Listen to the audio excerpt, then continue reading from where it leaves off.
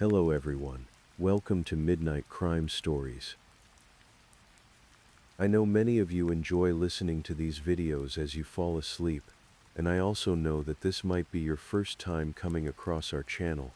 So before you drift off, I'd love for you to leave a comment letting me know where in the world you're tuning in from, and if you're enjoying the stories, don't forget to like and subscribe. Alright, now let's get comfortable, relax and dive into tonight's first story.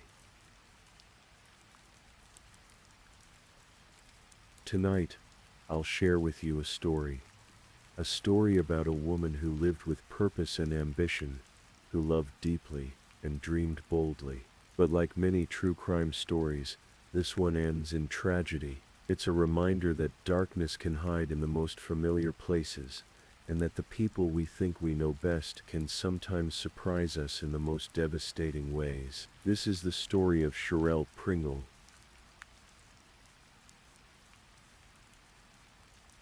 In the winter of 2021, in the city of Woburn, Massachusetts, just north of Boston, lived a woman named Cherelle Michelle Pringle. She was 40 years old, born on a cold January day back in 1981. To know Cherelle was to know someone who never stopped moving forward, someone who always, as her family would later say, kept her foot on the gas. Cherelle's story began in the public schools of Boston, where she attended Chittick Elementary School, then Solomon Leuenberg Middle School, and finally graduated from West Roxbury High School. But education didn't end there for Cherelle. She was ambitious, driven by dreams that reached beyond what many might have thought possible. She enrolled at Roxbury Community College, where she earned her associate's degree in business. But even that wasn't enough for her restless creative spirit. She went on to the University of Massachusetts, Boston, where she pursued something that truly captured her heart: fashion design. Cherelle saw the world through an artist's eyes. She loved color, texture, style. She loved the way clothing could transform a person, could tell a story without words. For more than 10 years she worked at the Steward Medical Group in Watertown, Massachusetts, but fashion and creativity remained her true passions. Those who knew Cherelle described her as a natural-born leader. She was the kind of person who walked into a room and changed its energy. She promoted events around Boston, and she was particularly proud of an annual black tie dance she organized. She loved shopping, traveling, and photography. She captured moments, preserved memories. Her smile, friends would say, was constant and beautiful. Everything was always good with Cherelle, or at least that's how she made it seem. But more than anything else in this world, Cherelle loved her son. His name was Jamani Larion, and he was 19 years old in December of 2021. The bond between mother and son was described as unbreakable. Cherelle pushed him to be better, to do more, to reach higher. She was his foundation, his support system, the person who believed in him even when he might not have believed in himself. In her obituary, written after her death, her family wrote that she was an amazing mother who always made sure she was there for Jamani. They had, and would always have, an unbreakable bond. Cherelle also had a large, loving family. She had a big brother named Diotius Wesley, who served as her guardian, step-siblings Danielle and Dana Carthy, and her mother Pearl Garner. She leaves behind, as her obituary put it, a boatload of relatives. She also had a dog she adored, and her home in Woburn was filled with photographs, memories of trips taken, dreams still waiting to be realized. In the fall of 2021, Cherelle had recently put in an offer on a new house. It was a big step, the kind of decision that speaks to hope and planning for the future. The offer was approved, but tragically, it was approved after she was already gone. By December of 2021, Cherelle had been dating a man named Bruce Meiben for several months. He was 44 years old, and lived in Lynn, Massachusetts, not far from Woburn. To the outside world they seemed like a couple. They went out together, they spent time together, But beneath the surface, something was wrong. In the days leading up to December 19th, Sherelle had confided in a friend. She sent text messages that revealed a troubling situation. She told her friend that she was done with Bruce. Done. The relationship, whatever it had been, was over in her mind. And the reason was chilling. Bruce had broken into her home. He had threatened her with a knife after an argument. Imagine that moment. Imagine the fear of having someone you're supposed to trust violate your space, your safety, your sense of security.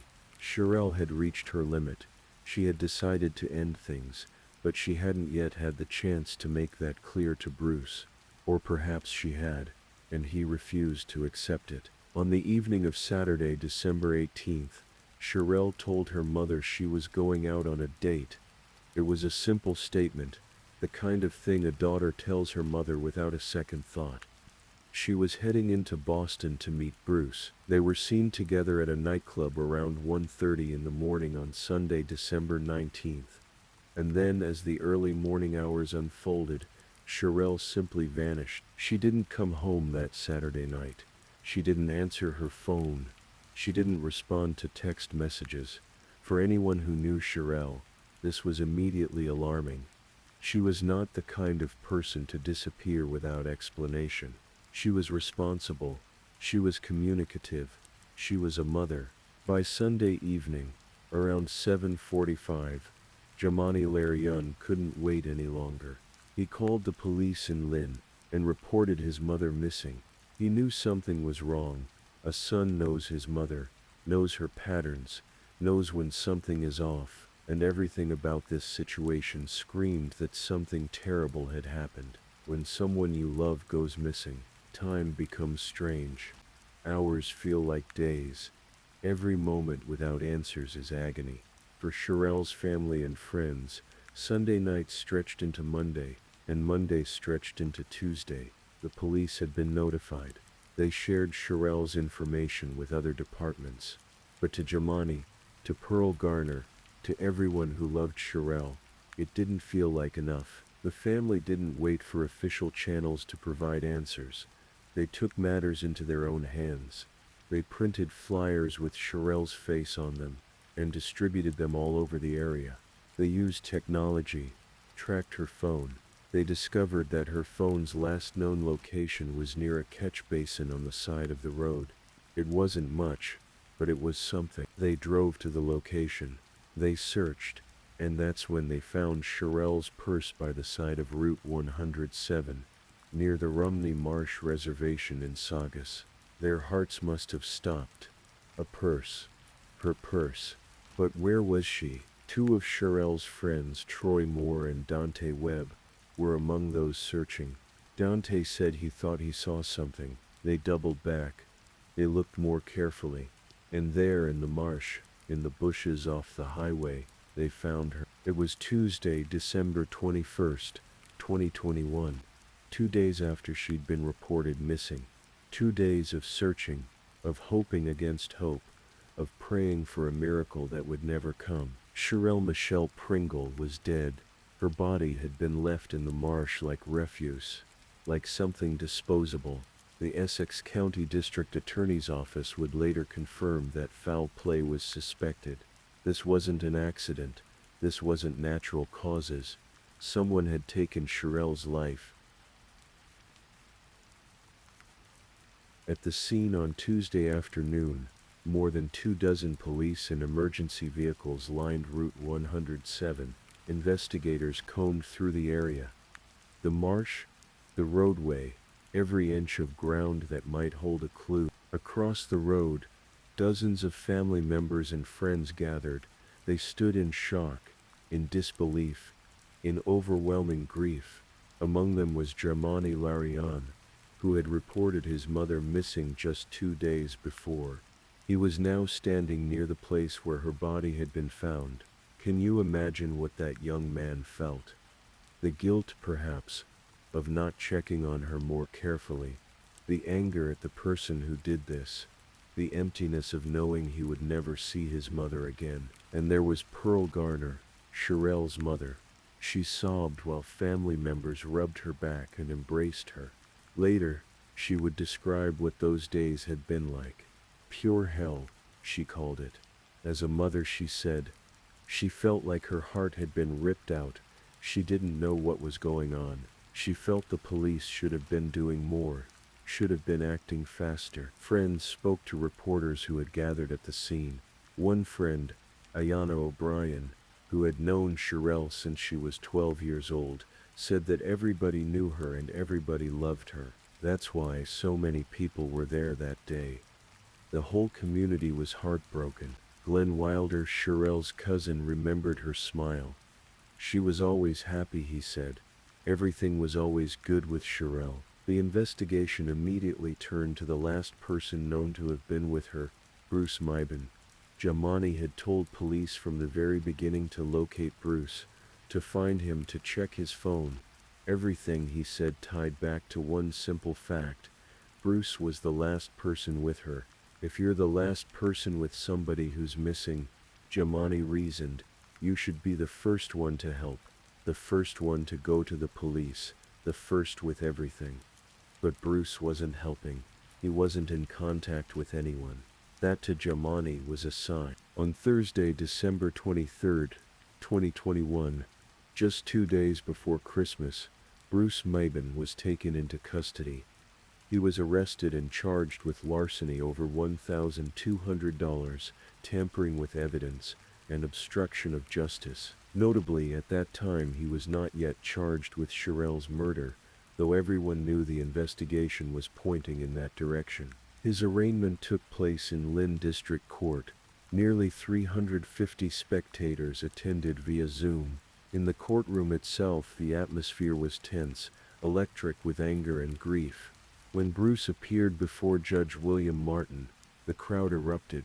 People began yelling, berating him. Family members and friends of Sherelle could not contain their outrage. They shouted, "Justice for Sherelle Pringle," and "We found her."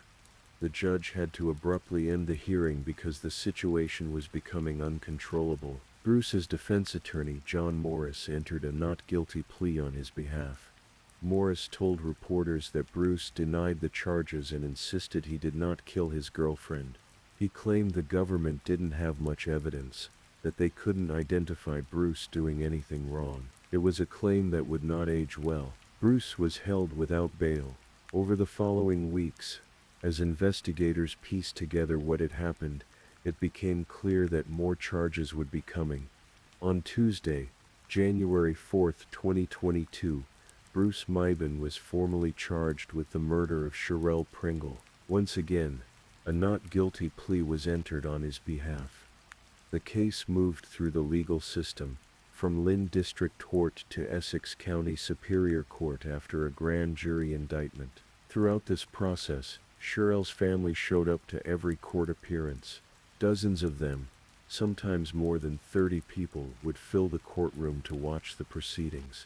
They wanted Bruce to see them. They wanted him to know that Sherelle was loved, that she mattered, that her life had value. It would take years for the case to go to trial, years of waiting, of reliving the trauma, of wondering if justice would ever be served. But finally, in the fall of 2025, nearly 4 years after Sherelle's death, the case went before a jury. The prosecution, led by Assistant District Attorneys Kate McDougall and Lindsay Nasson, presented their case. They revealed details that had been kept from the public during the investigation, and those details were horrifying. The medical examiner determined that Sherelle had been stabbed 217 times. 217. It's difficult to comprehend that number.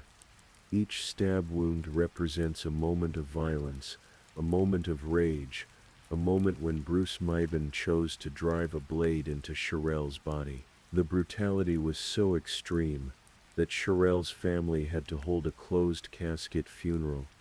Her mother, Pearl, would later describe the crime as vicious. Her daughter had been so badly mutilated that they couldn't allow anyone to see her. The prosecution presented evidence of the text messages Sherelle had sent to her friend, messages in which she said she was done with Bruce. They presented evidence of his prior threats, of the knife he'd used to intimidate her in her own home. They painted a picture of a man who could not accept rejection, who could not let go, who responded to the end of a relationship with unspeakable violence. Bruce's defense team tried to argue that the prosecution couldn't prove he knew Sherelle wanted to break up with him, or that he would have reacted violently if he had known. But the jury saw through that argument.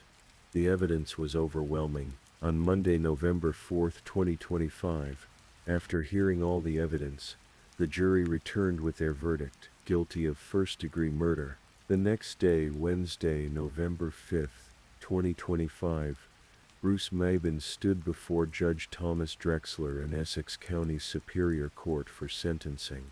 First-degree murder in Massachusetts carries a mandatory sentence of life in prison without the possibility of parole. There was no question what Bruce's fate would be, but before the sentence was formally imposed, the court allowed victim impact statements. This was the moment when Sherelle's family could finally address the man who had taken her from them. Pearl Garner, Sherelle's mother, stood and spoke directly to Bruce Maben. Her words were powerful, filled with pain and anger and grief. She told him he didn't deserve to be walking there. She told him he would get what he deserved because God doesn't like ugly. She described how she sat on her porch at night alone and cried. When Sherelle was murdered, she said, a piece of her died with her daughter. Judge Drexler then formally sentenced Bruce Maben to life in prison without the possibility of parole. He would be committed to the Sousa Baranowski Correctional Center, where he would remain for the rest of his life. Essex County District Attorney Paul Tucker released a statement after the sentencing. He said that the verdict and sentence would ensure that Bruce would be held accountable for his senseless and atrocious conduct. The hope, he said, was that the family and friends of Sherelle Pringle could find some comfort in the outcome.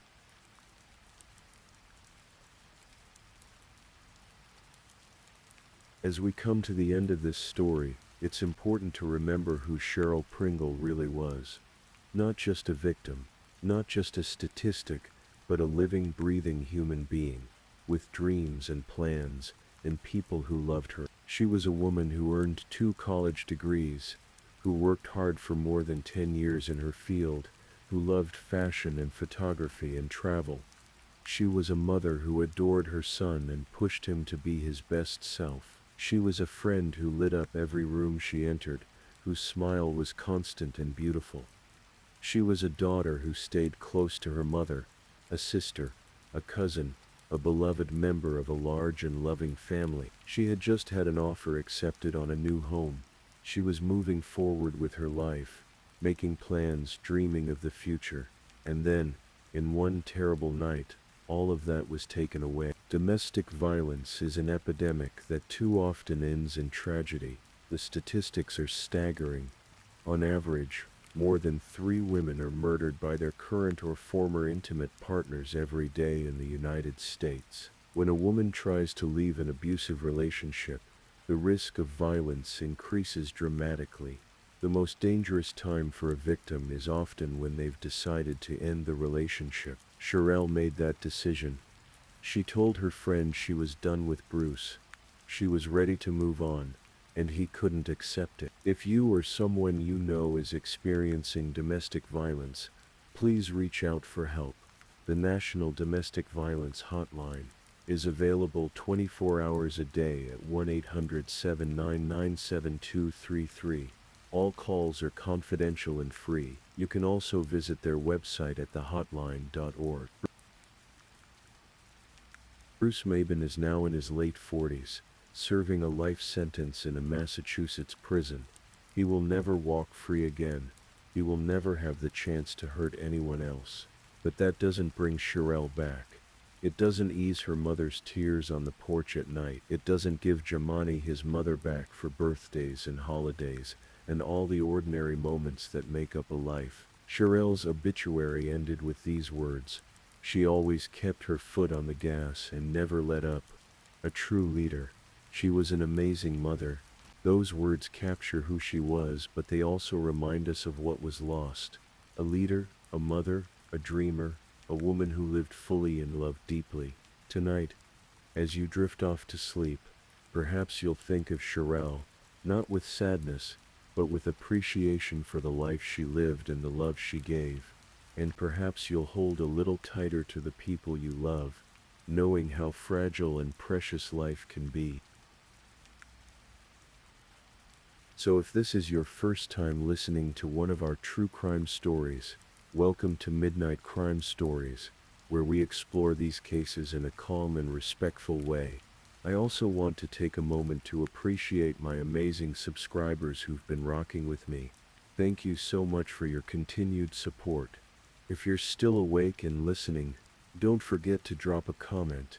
Let me know where you're tuning in from and the current time in your corner of the world. Or just say something to let me know you're still here.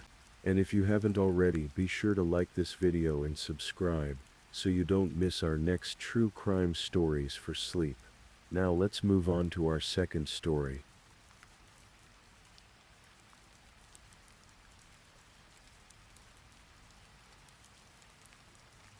Story 2.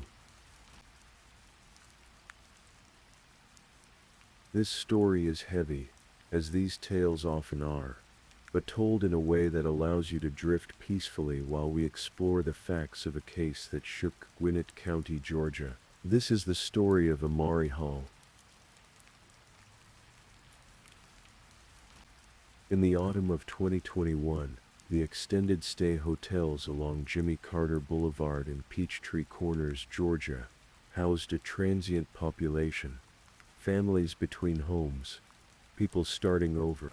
Among them was a small family living at the Hometown Studios, a modest establishment where weekly rates made life manageable for those rebuilding. Room by room, these hotels held their secrets, and in one particular room, 3 children shared space with 2 adults who should have protected them. Amari Hall was 8 years old. She had autism, which meant she experienced the world differently than many children her age. At 4 feet 10 inches, she was smaller than most kids her age, with a bright spirit that those who knew her remembered fondly. She lived with her mother, Brittany Hall, who was 27, and her mother's girlfriend, Celeste Owens, who was 29. The family had been at the Hometown Studios for nearly 3 months by November. Alongside Amari were her 2 younger siblings, a brother and sister, both under the age of 7. The children slept on the floor of the hotel room. There were no beds for them, just the industrial carpet, and whatever blankets could be spared. From the outside it might have looked like a family making do, weathering hard times together.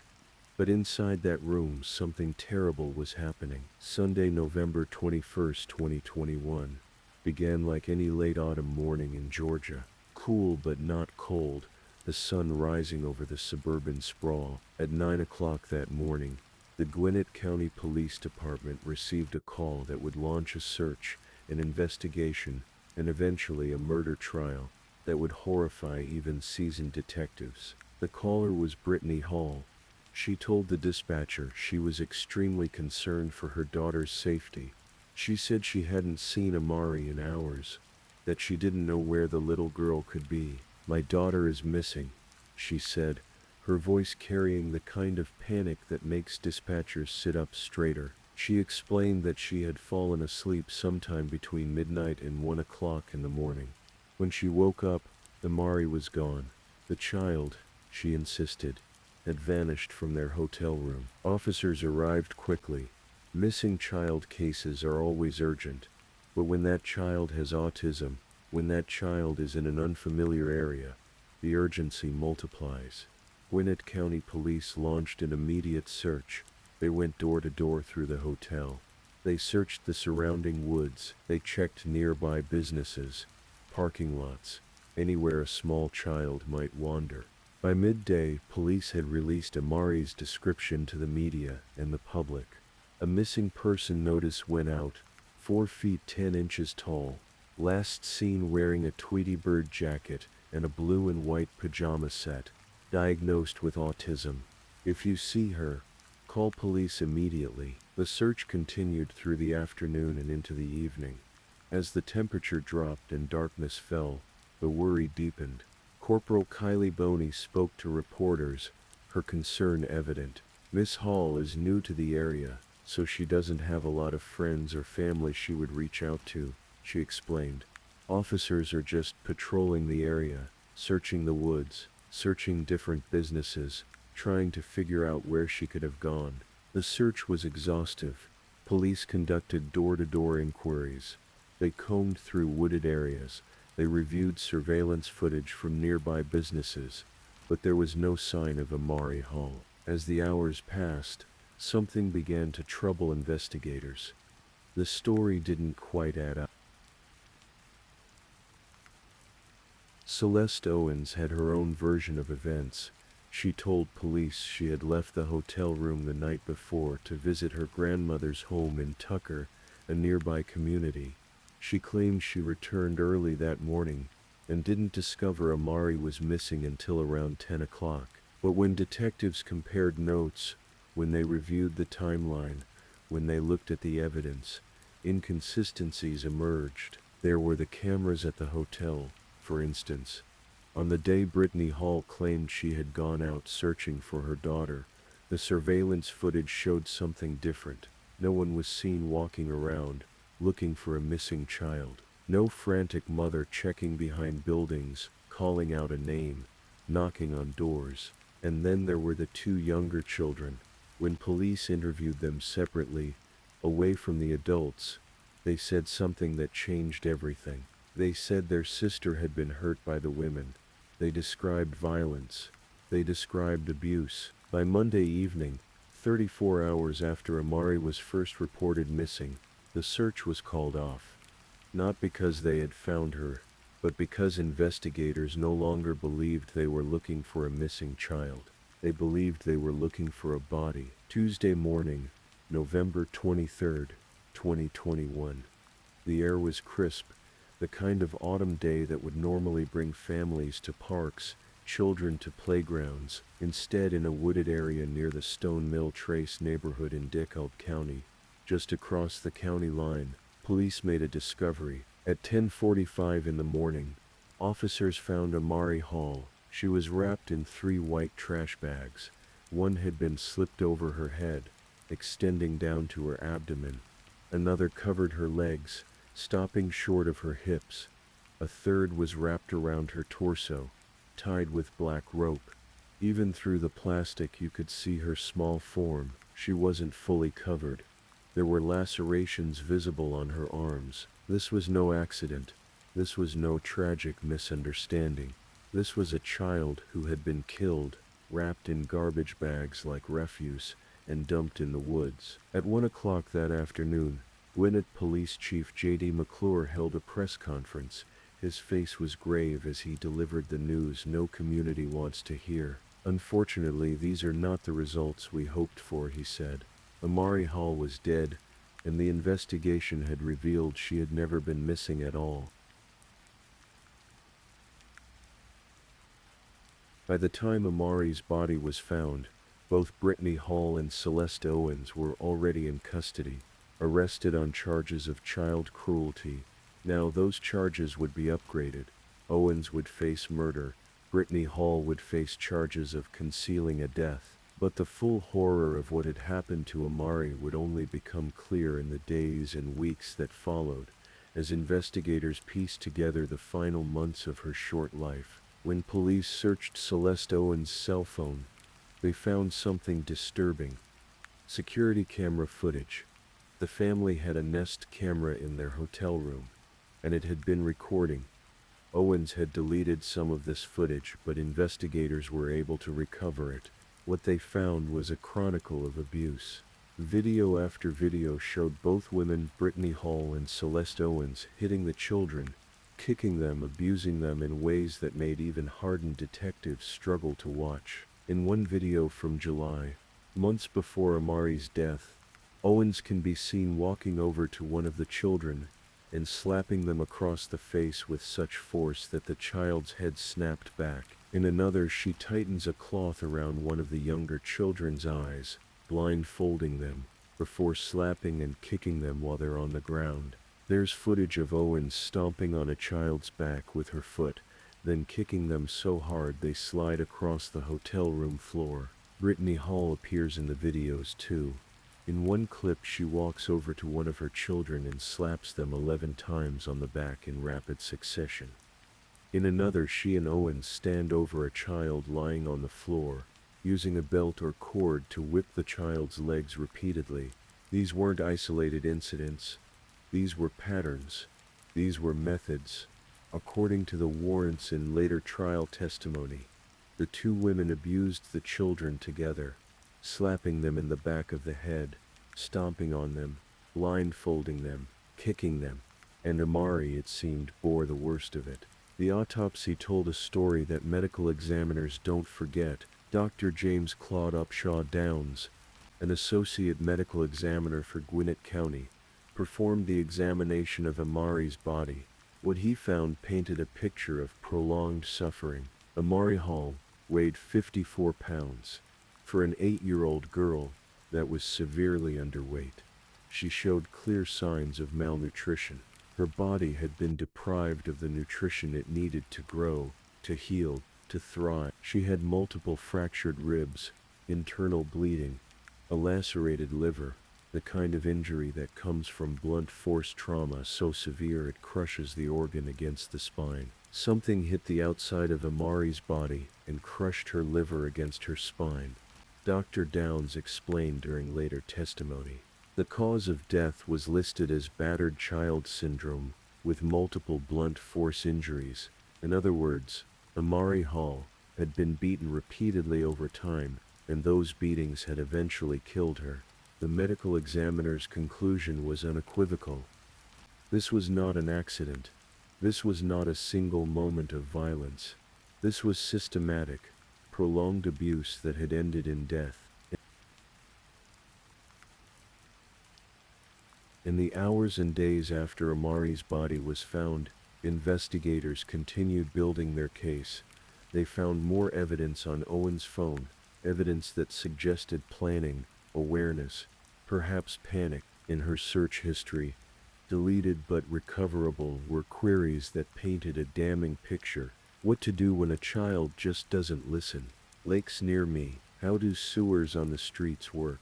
Why do kids run away? How do I report someone missing? And crucially, U-Haul customer account. Surveillance footage showed Owens at a U-Haul rental facility on Friday, November 19th, the day prosecutors believe Amari died. She rented a van. Cameras captured her at a dollar store that same day, purchasing bleach and latex gloves. The timeline investigators pieced together was this. Amari Hall died on Friday, November 19th. Whether from accumulated injuries or a final fatal blow, the 8-year-old girl died in that hotel room. Rather than call for help, rather than seek medical attention, Owens and Hall made a choice. They wrapped Amari's small body in trash bags. They loaded her into a rented U-Haul. They drove across county lines, into DeKalb County, to a wooded area where few people went, and there they dumped her. Then they went back to the hotel. They waited 2 days. On Sunday morning, Brittany Hall called 911 and reported her daughter missing. The younger children, Amari's brother and sister, were placed into the care of Georgia's Division of Family and Children's Services immediately after the adults were arrested. It turned out the agency was already familiar with the family. There had been previous involvement, previous concerns.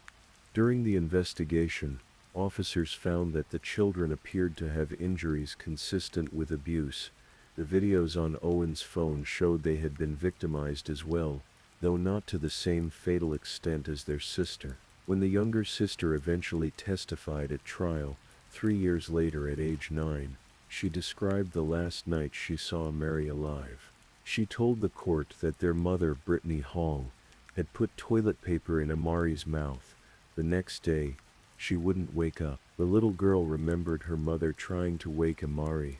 She remembered what came next. After that, she got put in a container with a lid on it, and got put in the trunk of the car and drove to the Bad Kids Hospital. Even in the telling, you can hear the child trying to make sense of what she witnessed.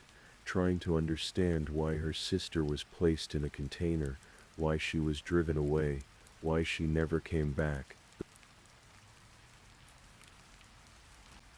The legal proceedings moved slowly, as they often do in complex cases involving multiple defendants.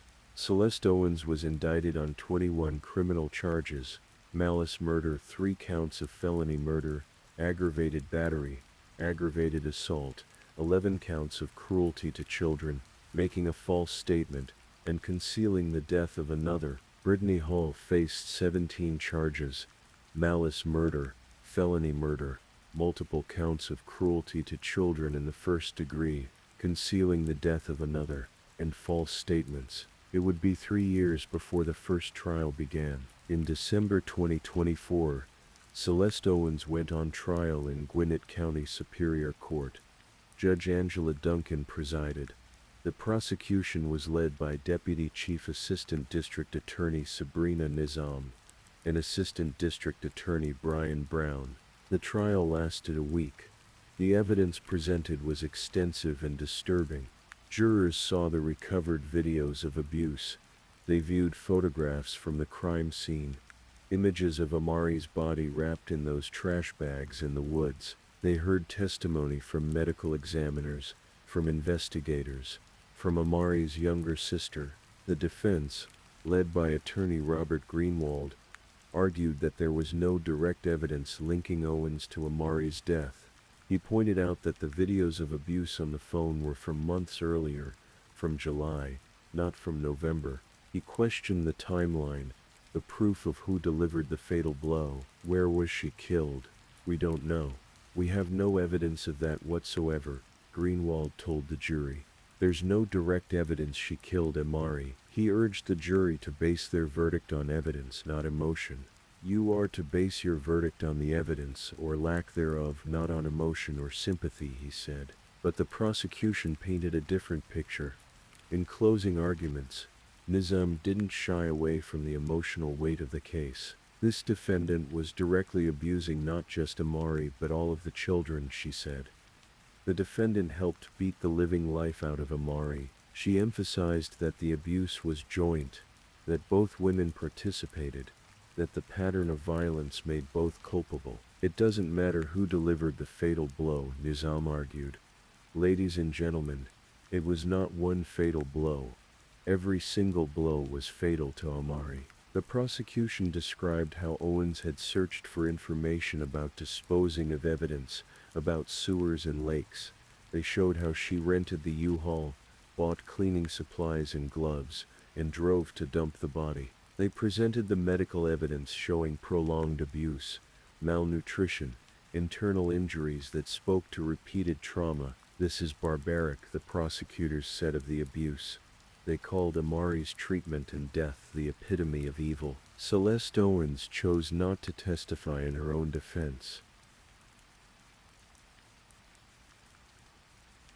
On Friday afternoon, December 13th, 2024, the case went to the jury.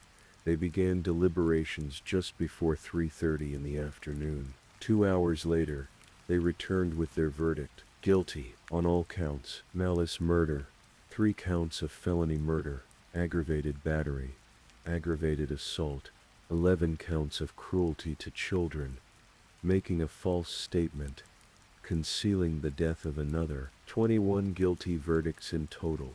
The courtroom was silent as the verdicts were read. For some in attendance, there was relief that justice had been served.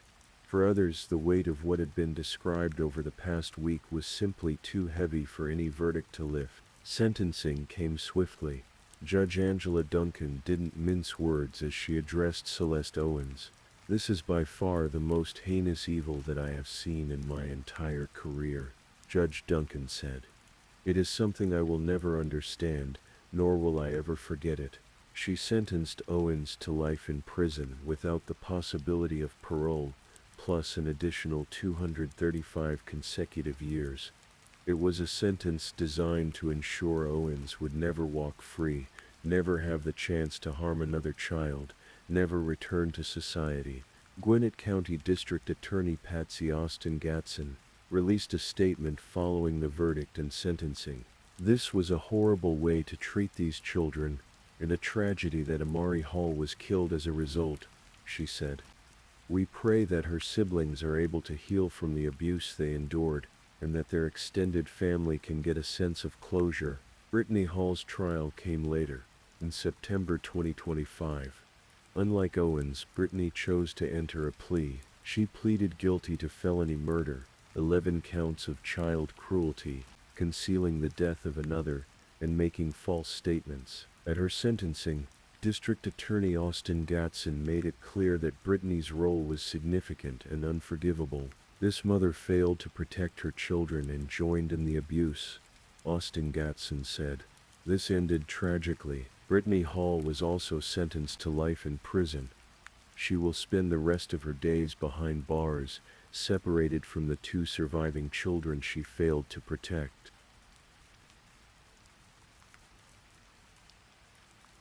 The case of Amari Hall is one that lingers in the minds of everyone who encountered it.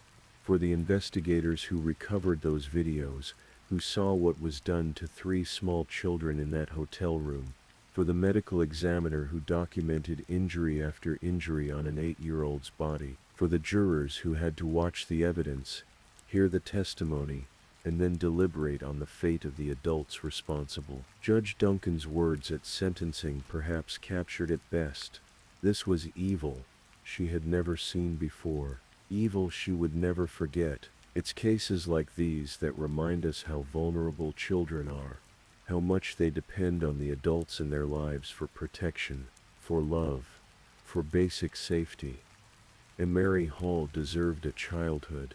She deserved to grow up, to go to school, to play, to be loved. Instead, she suffered, and she died, at the hands of the 2 people who should have protected her most. Her younger siblings survived, placed into the care of the state, hopefully with families who would give them what they had been denied. The road to healing from such trauma is long and uncertain, but at least they have a chance at a future their sister never got. In the woods of DeKalb County, in that place where Amari's body was found, there is nothing to mark what happened there. No memorial, no flowers, just trees and undergrowth, the same as any other patch of Georgia woodland. But for those who know the story, for those who worked the case, for the family members who loved Amari, that place will never be ordinary. It will always be where an 8-year-old girl's short life came to an end, where she was left like she didn't matter, when the truth was she mattered very much. Amari Hall mattered, her story matters, and perhaps, in the telling of it, in the remembering of it, we honor what was lost, and recommit ourselves to protecting those who cannot protect themselves. The trial transcripts are sealed now, part of the court record. The videos are locked away in evidence storage, never to be casually viewed again. The hotel room where the abuse occurred has long since been rented to new guests, the carpet cleaned, the walls repainted, the history of the room unknown to those who stay there now. Life moves on, as it always does. But for those who knew Amari, for her extended family members who expressed disbelief at what happened, for the relatives who told reporters they were praying she would be found alive, the loss remains. One family member, Katie Fitch, whose son was Brittany Hall's stepdad, spoke to media when Amari's body was first found. She struggled to make sense of it. "I don't know what happened or why her life had to end like this," she said. "She was just sweet. Sweet. That's how Amari was remembered by those who knew her. A sweet child with autism, navigating a world that was already challenging, trying to survive in a hotel room with adults who hurt her instead of helping her." In the criminal justice system, we often talk about accountability, about punishment, about justice. Celeste Owens is in prison. Brittany Hall is in prison. The legal system has done what it can do, which is to remove these women from society permanently, to ensure they never have the opportunity to harm another child. But accountability and punishment don't bring Amari back. They don't erase the suffering she endured in those final months and days of her life.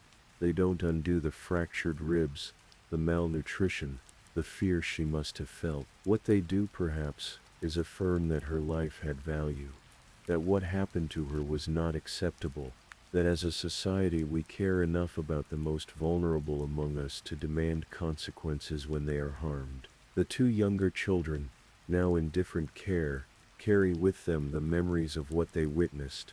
They testified in court, contributing to the convictions that followed.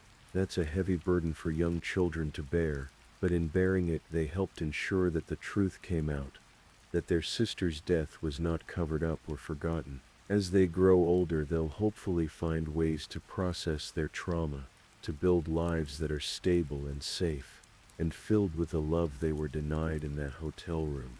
They survived something no child should ever experience. In surviving, they carry forward the memory of the sister who didn't. There are systemic questions raised by cases like this. How did the situation deteriorate to this point? Where were the safety nets meant to catch families in crisis? We know that Georgia's Division of Family and Children's Services had previous involvement with the family. We know there were concerns, but somehow, Amari and her siblings remained in a situation that was deteriorating, that was dangerous, that ultimately proved fatal. These questions don't have easy answers. Child Protective Services are overwhelmed, underfunded, dealing with impossible caseloads. Hotels like the Hometown Studios house vulnerable populations, but staff aren't social workers, aren't equipped to identify or intervene in abuse happening behind closed doors. Communities do their best to watch out for children, but hotel rooms are transient spaces, places where families come and go, where neighbors change weekly, where the usual social networks that might notice something wrong don't exist. It's a complicated web of circumstances, and pointing to a single failure misses the broader picture. But the result is the same. A child fell through every safety net, and by the time anyone in authority became fully aware of what was happening, it was too late. When police first responded to that missing person call on November 21st, they thought they were searching for a child who had wandered away. They mobilized resources, conducted an extensive search, did everything by the book. Officers went door to door.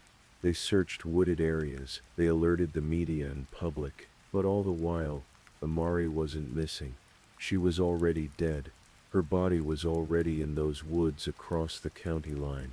The search was a performance, a delay tactic, perhaps an attempt by her mother and Owens to establish a narrative, to create distance between themselves and what had happened. It didn't work. The inconsistencies in their stories gave them away. The evidence on the phone, the suspicious searches, the U-Haul rental, the purchases of cleaning supplies, and ultimately, the testimony of the younger children, who told investigators the truth about what they had witnessed. As the legal proceedings concluded, as both Owens and Brittany Hall were sentenced to spend their lives in prison, there was a sense among those involved in the case that justice had been served to the fullest extent possible under the law. But justice for Amari isn't the same as Amari being alive. It isn't the same as Amari getting to grow up, to experience the world, to have the chance at life that every child deserves. In the end, Amari Hall's story is one of failure. The failure of the adults who should have loved her. The failure of systems meant to protect her. The failure of circumstances that left her trapped in a hotel room with people who saw her as a burden rather than a blessing. But it's also a story of consequences, of a legal system that took the deaths of children seriously, that prosecuted to the fullest extent, that ensured the people responsible faced accountability. And perhaps in some small way it's a story that reminds us why that accountability matters. Not because it changes what happened, but because it affirms the value of every child's life. Because it says clearly that we as a society will not look away, we will not forget, we will not let these cases disappear into the shadows. Tonight, as you drift towards sleep, you might think about Amari Hall, about the 8 years she had, brief as they were, about the siblings who survived and continue to carry her memory, about the investigators and prosecutors who worked to ensure her death wasn't in vain. And maybe you'll think about the children in your own life, in your community, and the small ways we all have to ensure they're safe, cared for, protected. Because every child matters, every life has value. And when we lose one of them to violence, to neglect, to the failures of the adults around them, we lose a future we'll never know, a life that should have been lived. Amari Hall's future was stolen from her, but her story remains. It's a story of tragedy, yes, but also a story that demands we do better, that we protect more vigilantly, that we never forget the vulnerable among us. Please, if you're still with me, let me know in the comments. Tell me the time in your corner of the world, or just say something to show you're still awake. And remember to like and subscribe if you enjoy these midnight stories. Alright, let's continue with our third story.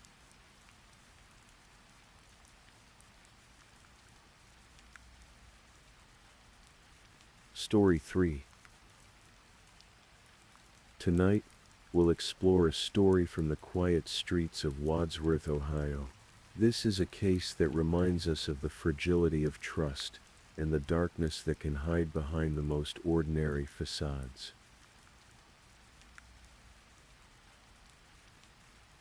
In the spring of 2018, the town of Wadsworth, Ohio was the kind of place where people still left their doors unlocked. It was a community built on decades of neighborly trust, where everyone knew everyone.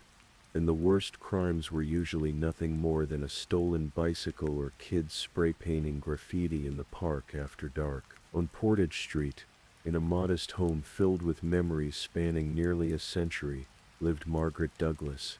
At 98 years old, Margaret was a living connection to a different era. Born in 1919 in Akron, she had witnessed the Roaring Twenties as a child, survived the Great Depression, and watched the world transform through 2 world wars and countless technological revolutions. Margaret had always been the social type.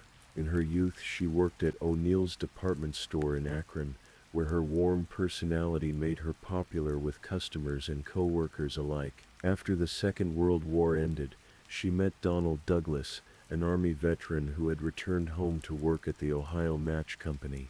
Their love was simple but profound. They married and built a life together in their Wadsworth home, sharing quiet pleasures, tending to their garden, watching Cleveland Indians games on warm summer evenings, and taking modest trips when they could afford them. The couple never had children, but their home was filled with love nonetheless. When Donald passed away in the year 2000, Margaret found herself alone for the first time in decades. But she was determined to maintain her independence. She continued living in the home they had shared, surrounded by photographs and memories, finding comfort in the familiar rooms where she and Donald had laughed, argued, made up, and grown old together. By 2018, Margaret had outlived her 2 sisters and her brother. At 98, she was looking forward to reaching her 100th birthday, just 2 years away. Despite her advanced age, she lived alone, and managed reasonably well with help from her nephew Howard Leisure and his wife Cindy. They would stop by regularly to check on her, bring groceries, and make sure she had everything she needed. Margaret's trusting nature was both her greatest strength and, tragically, her fatal vulnerability. She rarely locked her doors. In her nearly century-long life, she had learned to see the good in people, and she trusted her neighbors in this quiet, safe community. Why would she need to lock her doors? Nothing bad ever happened in Wadsworth. Just a few houses down Summit Street, another family lived a very different kind of life.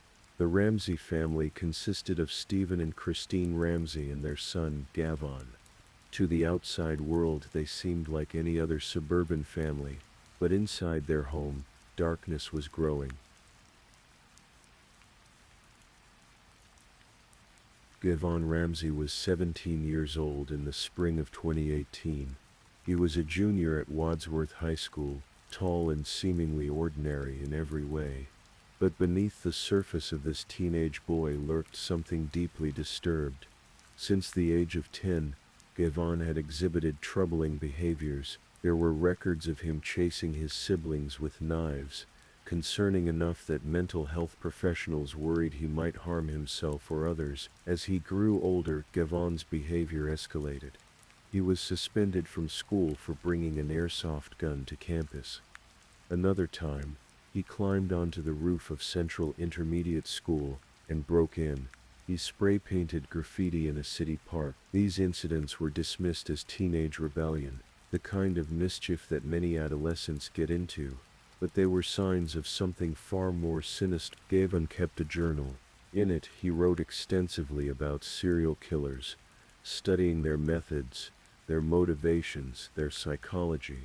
He documented his own dark fantasies, writing about strangling people, about rape, about murder. He wrote that he wanted to know what it felt like to kill someone with his bare hands, not with a weapon, but with his own strength, feeling the life drain away beneath his fingers. He had been in counseling for years, diagnosed with ADHD and depression.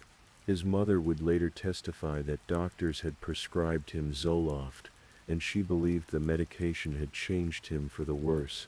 But the truth was more complicated. Gavon's violent thoughts and lack of empathy suggested something deeper, something that medication alone couldn't explain. In the year before Margaret's murder, Gavon had sought employment at a funeral home. This detail would later take on chilling significance. Forensic psychologists would identify this as a common pattern among individuals with necrophilic tendencies, seeking access to corpses through legitimate employment. Gavon also had a pattern of meeting men through dating apps like Grindr, but his intentions weren't romantic or sexual in the conventional sense. He would meet these men, sometimes have encounters with them, and then rob them. On at least one occasion, he assaulted a man to force him out of his car, stealing the vehicle to make his escape.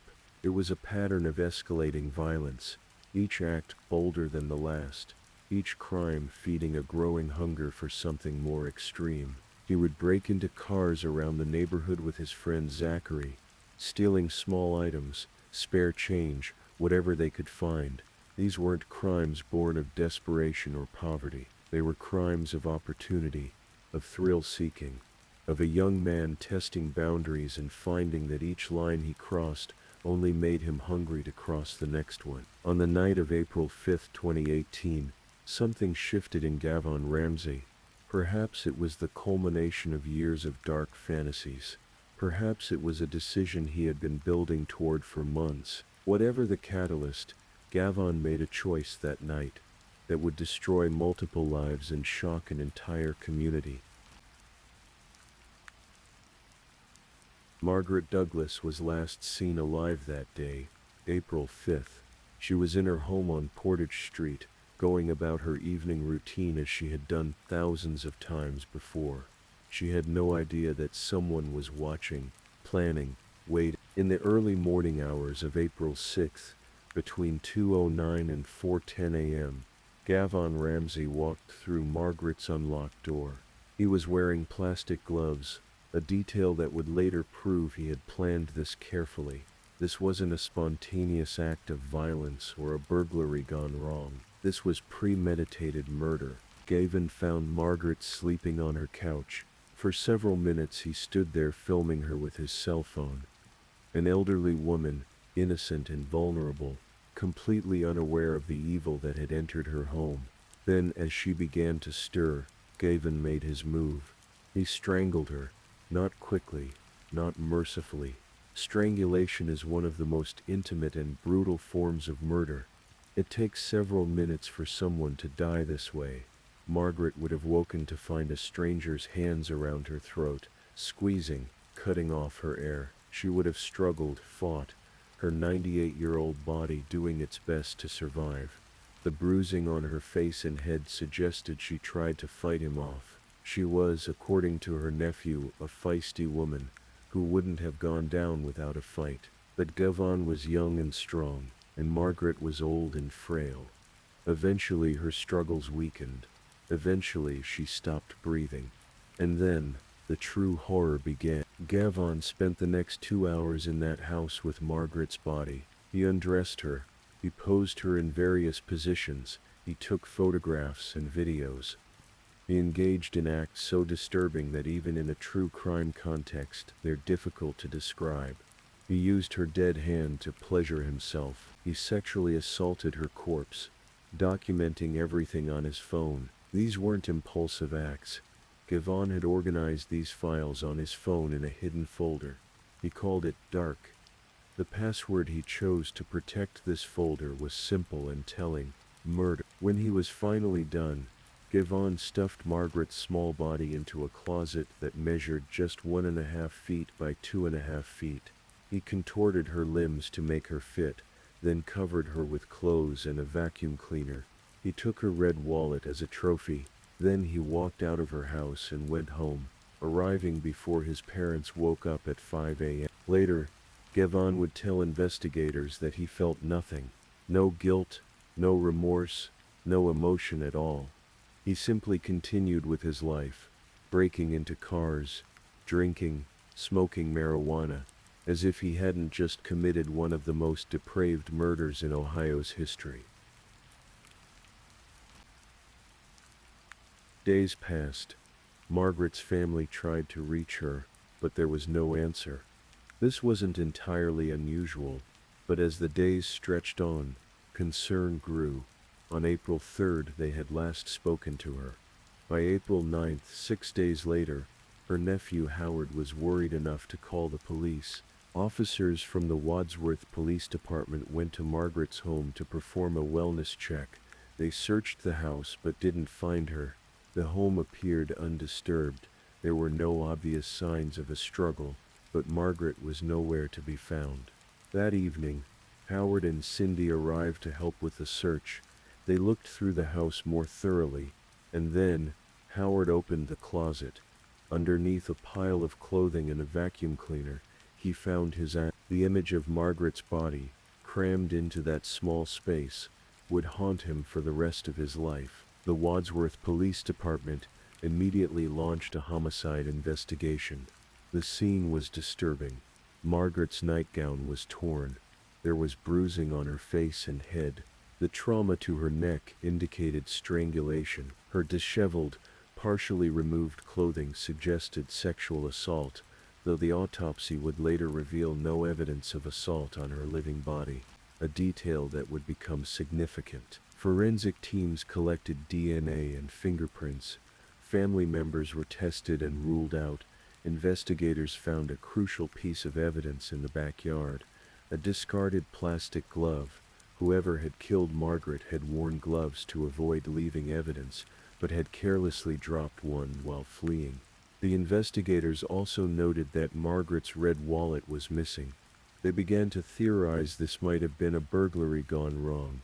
Though the level of violence seemed excessive for a simple robbery, the case might have gone cold if not for a seemingly unrelated incident. Around the same time as Margaret's murder, there had been a series of petty crimes in the area. Cars broken into, a construction trailer burglarized.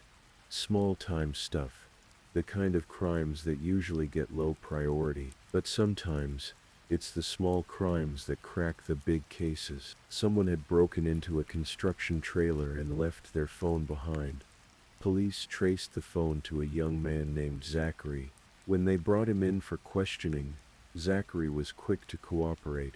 He told them his friend Gavon Ramsey had been involved in the trailer break-in. More than that, Gavon had been behind a series of break-ins and petty thefts. It had all been Gavon's idea, Zachary claimed. On April 8th, just before Margaret's body was discovered, there had been another incident. A 50-year-old church worker named Paul Shayad reported an attempted carjacking. He said he had stopped to help a young man who appeared to be limping and under 20 years old. The young man then allegedly stole his vehicle, but when police investigated further, Paul admitted he had fabricated parts of his story. The truth was, he had met the young man through a dating app. They had arranged to meet, and something had gone wrong. Paul had lied because he was afraid his church would find out about his activities. The timing of this incident, falling between Margaret's last sighting and the discovery of her body, made investigators wonder if the same person was involved. When police brought Gavon Ramsey in for questioning about the petty crimes, he came with his mother. He was still a minor after all, just 17 years old. He admitted to breaking into cars in the construction trailer. He seemed cooperative, almost casual about confessing to these crimes, but when investigators asked him about Margaret Douglas, he denied any involvement. He claimed he didn't know anything about the murder. There was nothing connecting him to the crime, he insisted. It was just a terrible tragedy that had happened in the neighborhood. Then police obtained a warrant to search Gavon's phone. What they found would change everything. On Gavon's phone were images and videos of Margaret Douglas. Some showed her sleeping on her couch, filmed without her knowledge in the moments before her death. Others showed her body after death, posed in various positions. The images were graphic, disturbing, showing sexual poses and acts. The timestamps on the files corresponded exactly with the estimated time of death. When confronted with this evidence, Gavon could no longer deny his involvement. Police also searched the Ramsey home, where they found Margaret's red wallet and a glove matching the one found at the crime scene. But perhaps most chilling of all was Gavon's journal. Page after page documented his obsession with serial killers. He had written extensively about Jeffrey Dahmer, about Gary Ridgway, about the psychology of murder. He had described his own fantasies in disturbing detail, fantasies about rape and strangulation and death. He had written that he wanted to kill someone just to see what it would feel like. During subsequent interviews with forensic psychologist Dr. Jones, Gavon revealed even more.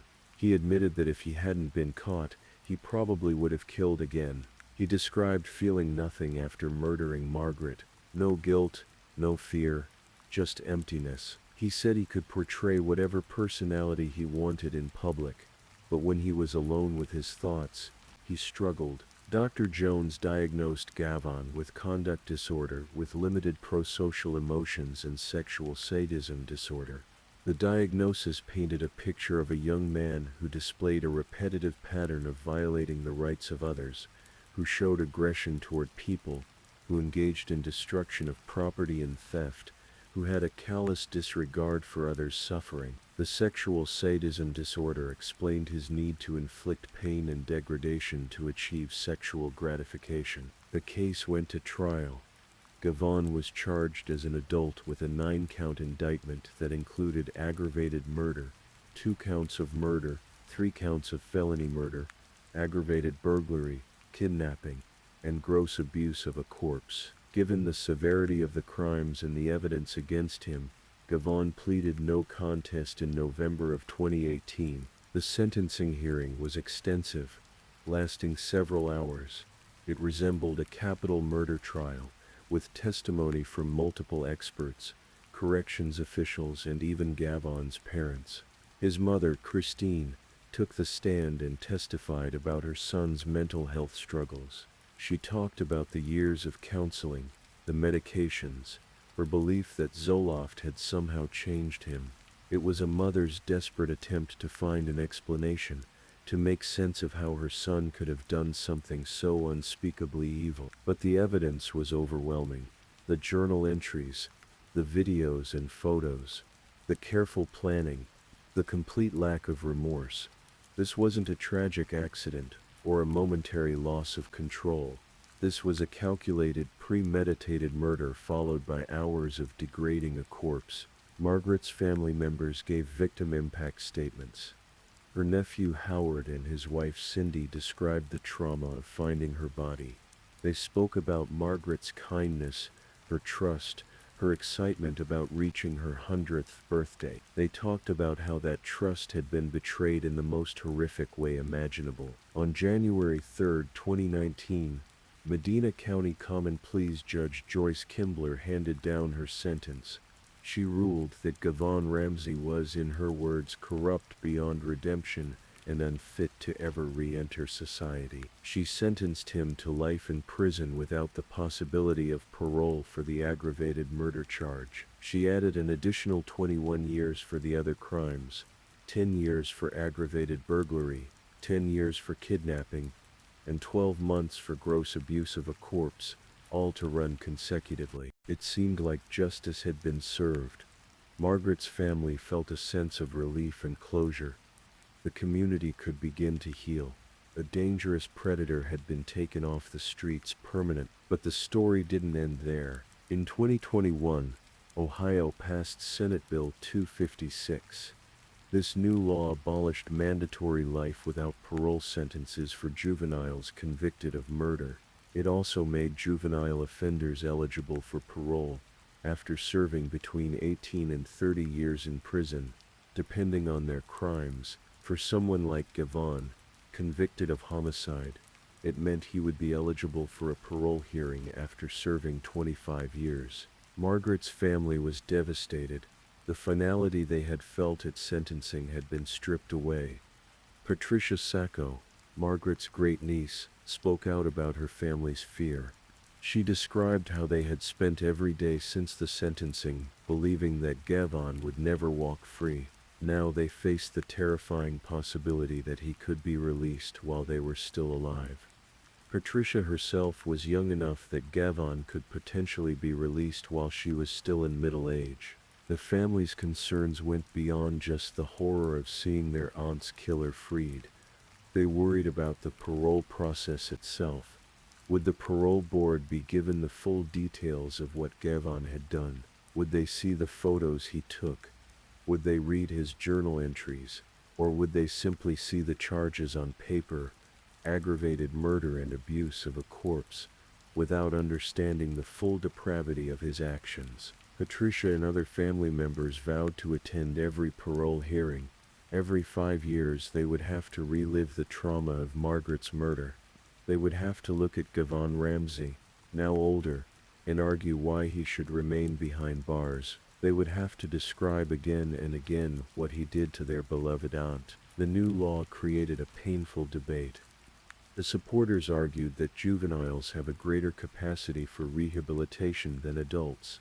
They pointed to brain science showing that adolescent brains are still developing, particularly the areas responsible for impulse control and decision-making. They argued that sentencing a teenager to die in prison without any hope of redemption was cruel and unusual punishment. Opponents, including Margaret's family, argued that some crimes are so heinous, so calculated, that they demonstrate a level of evil that transcends age. They pointed to Gavon's careful planning, his journal entries spanning years, his complete lack of remorse. This wasn't an impulsive act by a kid who made a terrible mistake. This was a predator who happened to be 17 years old when he murdered. Former State Senator Peggy Linner, who co-sponsored the bill, defended it by saying it gave hope to young people locked up for life. It provided a purpose to rehabilitation. But for Margaret's family, no amount of rehabilitation could undo what Gavon had done or guarantee that he wouldn't do it again. The family also pointed out that Gavon's case was nothing like the cases the law was designed to address. Senate Bill 256 was meant to help juveniles who had gotten in over their heads, who had made terrible mistakes they could learn from. It wasn't meant for someone like Gavon, who had exhibited signs of being a sexual sadist and potential serial killer, who had planned and executed a murder with the sophistication of someone much older. Judge Kindler's original ruling had specifically cited the Supreme Court's standard that life without parole for a juvenile could only be imposed if the offender was deemed irreparably corrupt, beyond redemption, and unfit to ever re-enter society. She had carefully considered all the factors before reaching her conclusion. Now a different judge at future parole hearings would make the determination. As of today, Gavon Ramsey remains incarcerated at the Grafton Correctional Institution in Ohio. He is serving his life sentence, but with the passage of Senate Bill 256, he will be eligible for his first parole hearing in 2043. After serving 25 years, he will be 42 years old. Margaret's family continues to live with the trauma. Patricia Sacco has described checking closets before bed, checking locks multiple times each night, keeping a gun nearby for protection. The fear that Gavon instilled doesn't end with his imprisonment. It lives on in the hearts of those who loved Margaret. The case raises difficult questions that our society continues to grapple with. How do we balance mercy and justice? Can someone who commits such acts ever truly be rehabilitated? At what point does a person's age become irrelevant in the face of their actions? How do we protect society while also acknowledging that juveniles are different from adults? There are no easy answers. Margaret Douglas lived for 98 years. She survived wars, economic depressions, personal losses. She trusted her community and kept her doors unlocked. She was counting down to her 100th birthday when her life was brutally stolen from her in her own home. Gavon Ramsey was 17 years old when he walked through her unlocked door wearing plastic gloves and carrying a cell phone to document his crimes. He strangled her, spent hours degrading her body, stuffed her into a closet, and went home as if nothing had happened. The Wadsworth community has never been quite the same. The neighbors on Portage Street and Summit Street lock their doors now. The trust that defined the community for generations has been fractured. Parents look at their teenage children differently, wondering what darkness might be hiding behind familiar faces. And every 5 years, when Gavon becomes eligible for another parole hearing, Margaret's family will have to return to court. They will have to tell Margaret's story again. They will have to argue that the teenager who committed these crimes has not changed in any way that matters, that some acts are so evil they can never be forgiven or forgotten. Justice in the end is a complicated thing. The law tries to balance punishment and rehabilitation, retribution and hope, but for Margaret Douglas there is no balance to be found. She is gone, her final years stolen, her dignity violated, her trust betrayed. Her family can only hope that the justice system will remember her, will remember what was done to her, and will keep Gavon Ramsey behind bars where he can never hurt anyone else again. And so, as you drift off to sleep tonight in the safety of your own home, remember to be grateful for the ordinary moments of life, for neighbors you can trust, for doors you can leave unlocked if you choose, for the simple gift of growing old surrounded by love and peace. Margaret Douglas deserved that gift. Instead, she became a cautionary tale about the darkness that can hide in plain sight, in the most ordinary of neighborhoods, in the heart of a teenage boy who looked so normal on the outside. Please, if you haven't drifted off yet, check in with me. Tell me which story has been the most chilling so far, the first, the second, or the third. And if you're enjoying these stories, please like and subscribe. It really helps the channel grow. Now, let's move on to story number 4.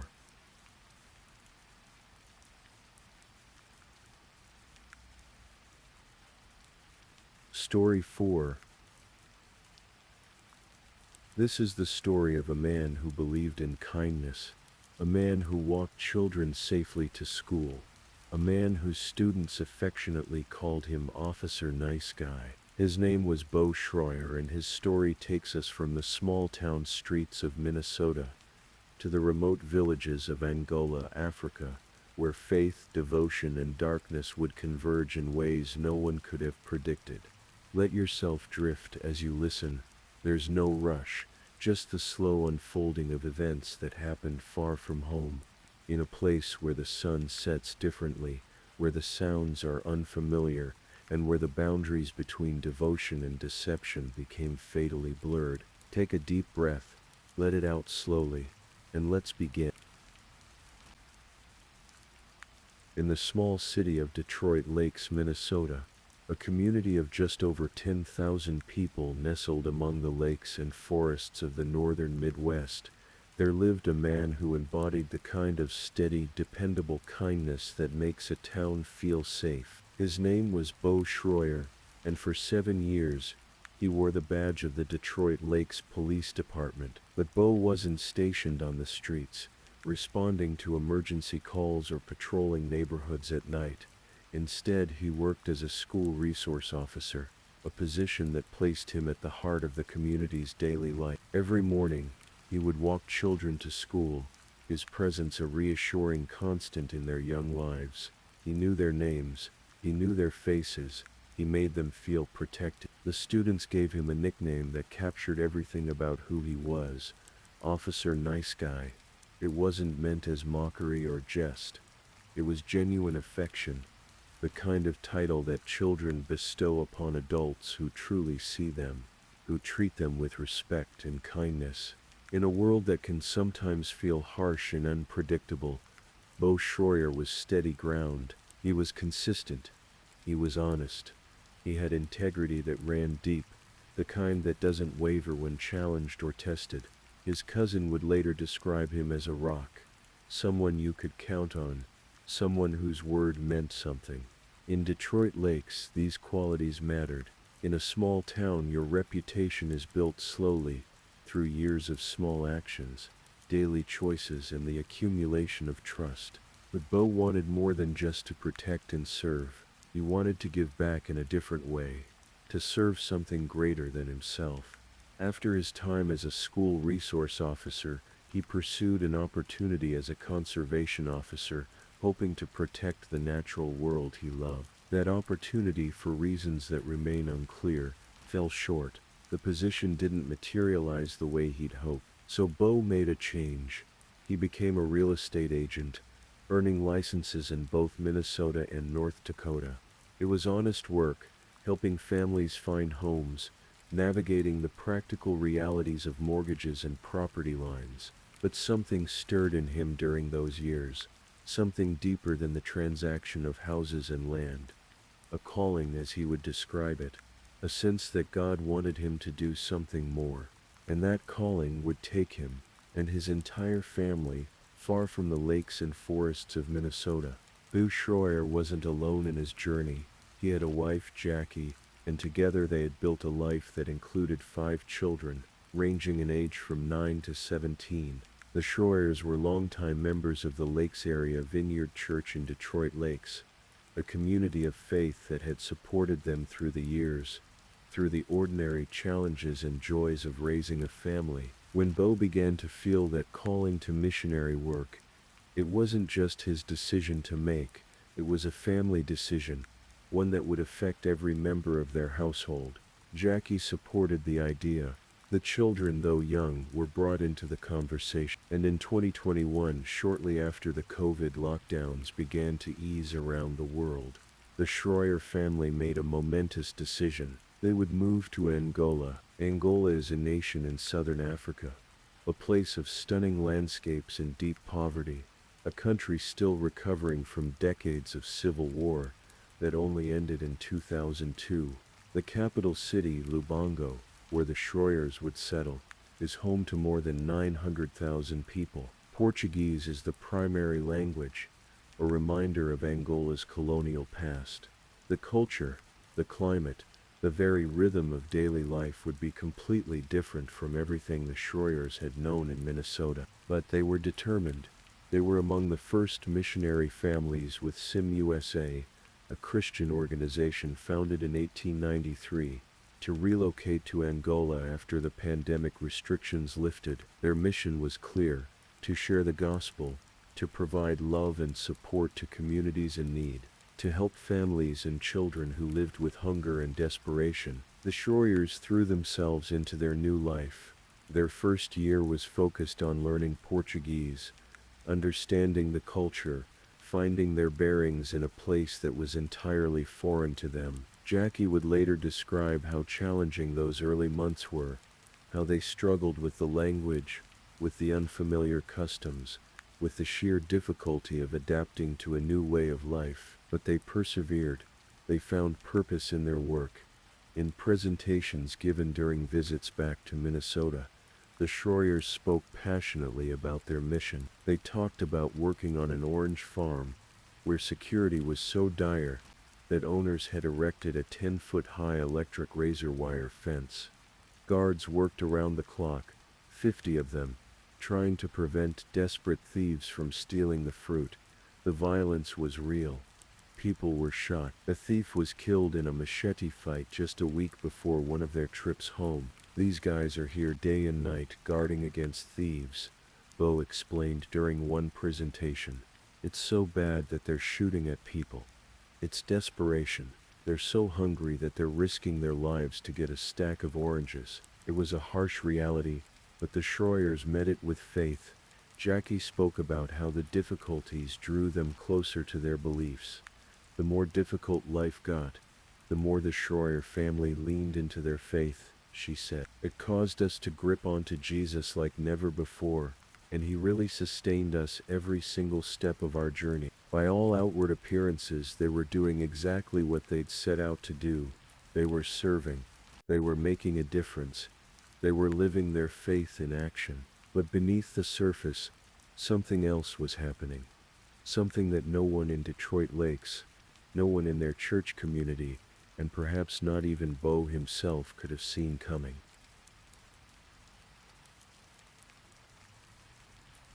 In Angola, security was a constant concern. The U.S. State Department had issued a travel advisory rating the country at a level 2 on a 4-point scale, warning travelers to exercise increased caution due to crime and health risks. Violent crime was common: armed robbery, assault, carjacking, homicide.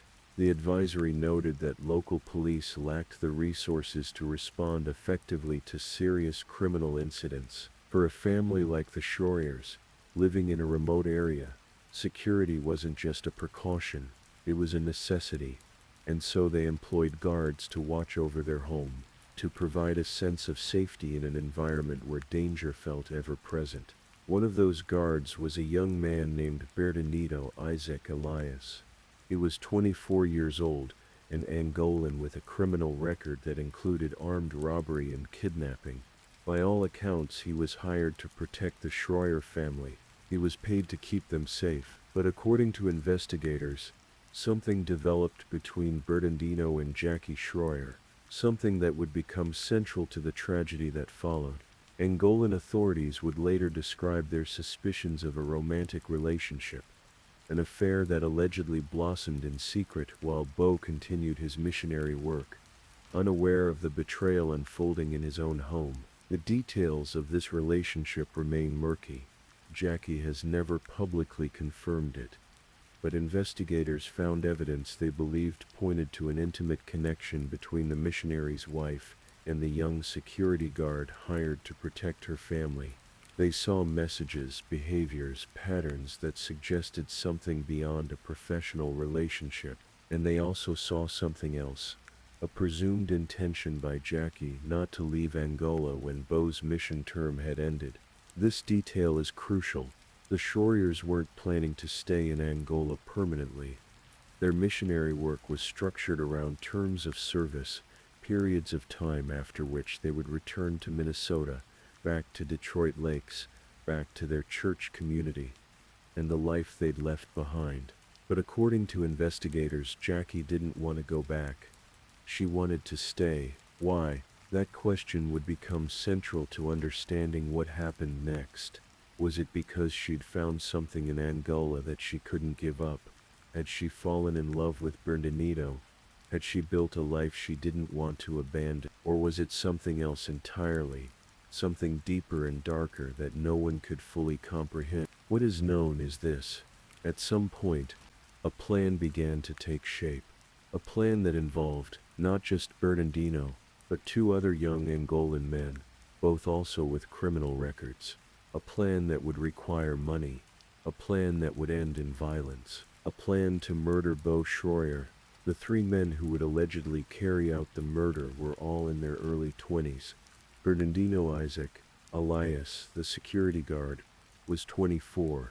Alezelino Musalenga Caillou, who went by the nickname Vin Diesel, was 23, and Gelson Guerrero Ramos was 22. All 3 had criminal histories. All 3 knew the world of violence and crime intimately. According to Angolan investigators, Jackie Schroyer approached these men with a proposition. She would pay them $50,000 to kill her husband. It was an enormous sum, especially in a country where poverty drove people to risk their lives for a stack of stolen oranges. $50,000 represented a life-changing amount of money, enough to make 3 young men with criminal pasts willing to commit murder. The plan, as investigators would later reconstruct it, was carefully conceived. They would lure Bo to a remote area, far from witnesses, far from help. They would stage a breakdown, pretending their car had mechanical problems, the kind of situation where someone like Bo, with his servant's heart and his desire to help, would naturally stop to assist. And when he did, they would kill him. The weapon was chosen, a knife. According to investigators, it was a knife that had come from the United States, possibly one that Bo himself had given to Bernardino. The irony of this detail is almost unbearable. If true, it meant that Bo's own generosity, his willingness to give even to those hired to protect him, would become the instrument of his death. The date was set, October 25, 2024, a Friday. Just another day in their missionary work, or so it would seem. On that morning, Bo had no idea what was coming. He went about his routine, perhaps studying Portuguese, perhaps preparing for meetings or community outreach, perhaps simply spending time with his family. Jackie was there, moving through the house, preparing for what would come next. According to investigators, the 3 men rented a car. They drove to a predetermined location in a remote area, outside Lubango, in a town called Sinjo. They positioned themselves there, waiting, and they staged their breakdown. When Bo arrived, perhaps called there by Jackie, perhaps following directions he'd been given, he saw what appeared to be people in distress, a car with engine trouble, people who needed help. He stopped, because that's who Bo Schroyer was. He stopped to help, and that's when everything went wrong.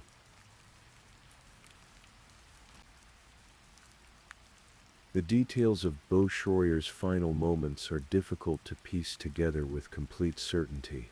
What investigators know comes from forensic evidence, from witness statements, from the reconstruction of events after the fact. But the broad strokes are clear, and they paint a picture of betrayal and violence in a remote area, where no one could hear, no one could intervene, and no one could save him. As Bo approached the vehicle, believing he was about to help people in need, Jackie walked away. She went into the woods, removing herself from the immediate scene. This detail, reported by Angolan authorities, is chilling in its implications. If it's true, it means she knew what was about to happen.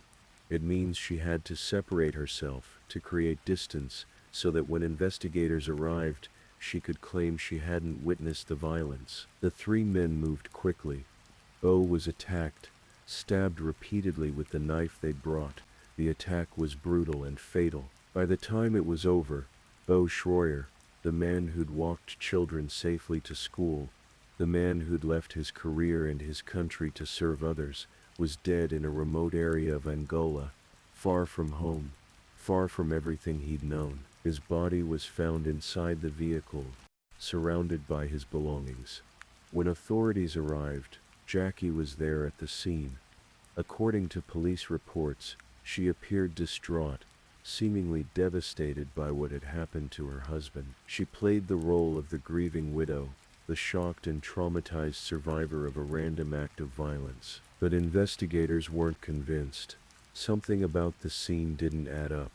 Something about Jackie's story, her behavior, the circumstances of the attack raised suspicions from the very beginning. They began to investigate more deeply. They looked into the backgrounds of everyone involved.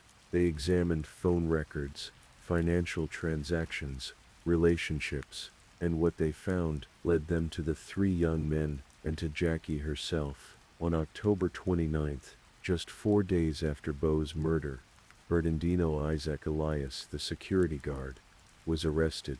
On November 5th, a second suspect, Isolino Vin Diesel Caillou, was taken into custody. And then, in the days that followed, Jackie Schroyer was also arrested. The Angolan Criminal Investigation Service held a press conference. Manuel Halawa, the lead investigator, laid out their findings. He described the suspected romantic relationship between Jackie and Bernardino. He explained the alleged murder-for-hire plot, the $50,000 payment promised to the killers. He revealed the evidence they'd collected, the vehicle used in the crime, the knife, and approximately $5,000 in Angolan currency, 2.5 million kwanzas, that had been seized. A third suspect, Gelson Ramos, the 22-year-old, remained on the run. Authorities issued a warrant for his arrest, but he'd fled, disappearing into Angola's vast landscape. Back in Minnesota, the news hit the Detroit Lakes community like a thunderclap. The congregation at Lakes Area Vineyard Church struggled to comprehend what they were hearing. Their beloved Beau, murdered, and Jackie, arrested as the alleged mastermind behind it. Lead pastor Troy Easton released a statement that captured the shock and disbelief. "I'm so sorry and simply do not have words to express my disbelief and sorrow about this news." In the weeks and months that followed Beau's murder, two parallel processes began. One was the search for justice in Angola's legal system. The other was the painful work of healing for those left behind. Beau's 5 children, ranging in age from 9 to 17, were safely evacuated from Angola. They returned to the United States, where they were placed in the care of family members who loved them and would help them navigate the incomprehensible trauma of losing their father and having their mother accused of orchestrating his death. SIM USA and Lakes Area Vineyard Church worked together to ensure the children had everything they needed, though no amount of support could erase what had happened. Beau's sister, Marina Roaring, struggled to get answers from official channels.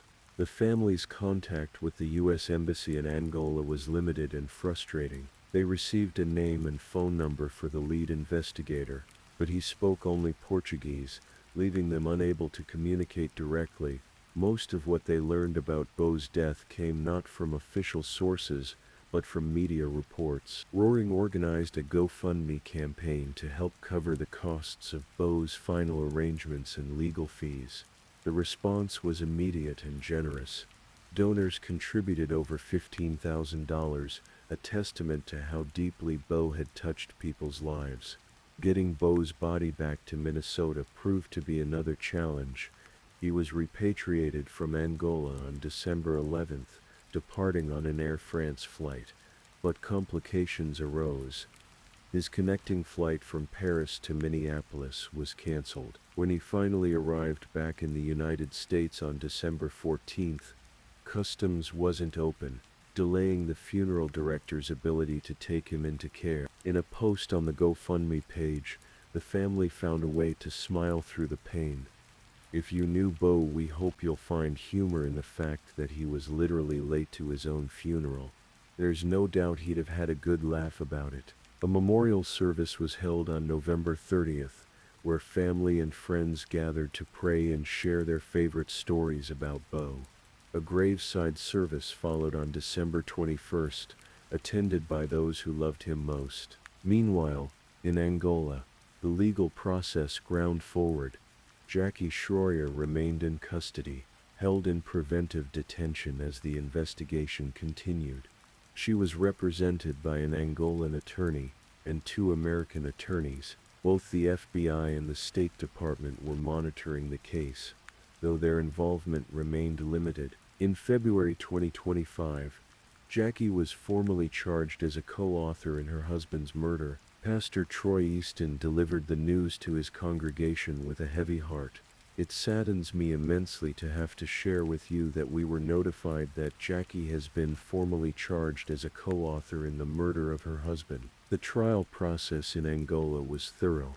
Investigators presented their evidence, the testimony of the arrested suspects, the financial records suggesting payment for murder, the knife recovered at the scene, the phone records and communications between Jackie and Bernardino. They built their case methodically, leaving little room for doubt about what had happened. On November 6, 2025, just over a year after Bo's death, the verdict came.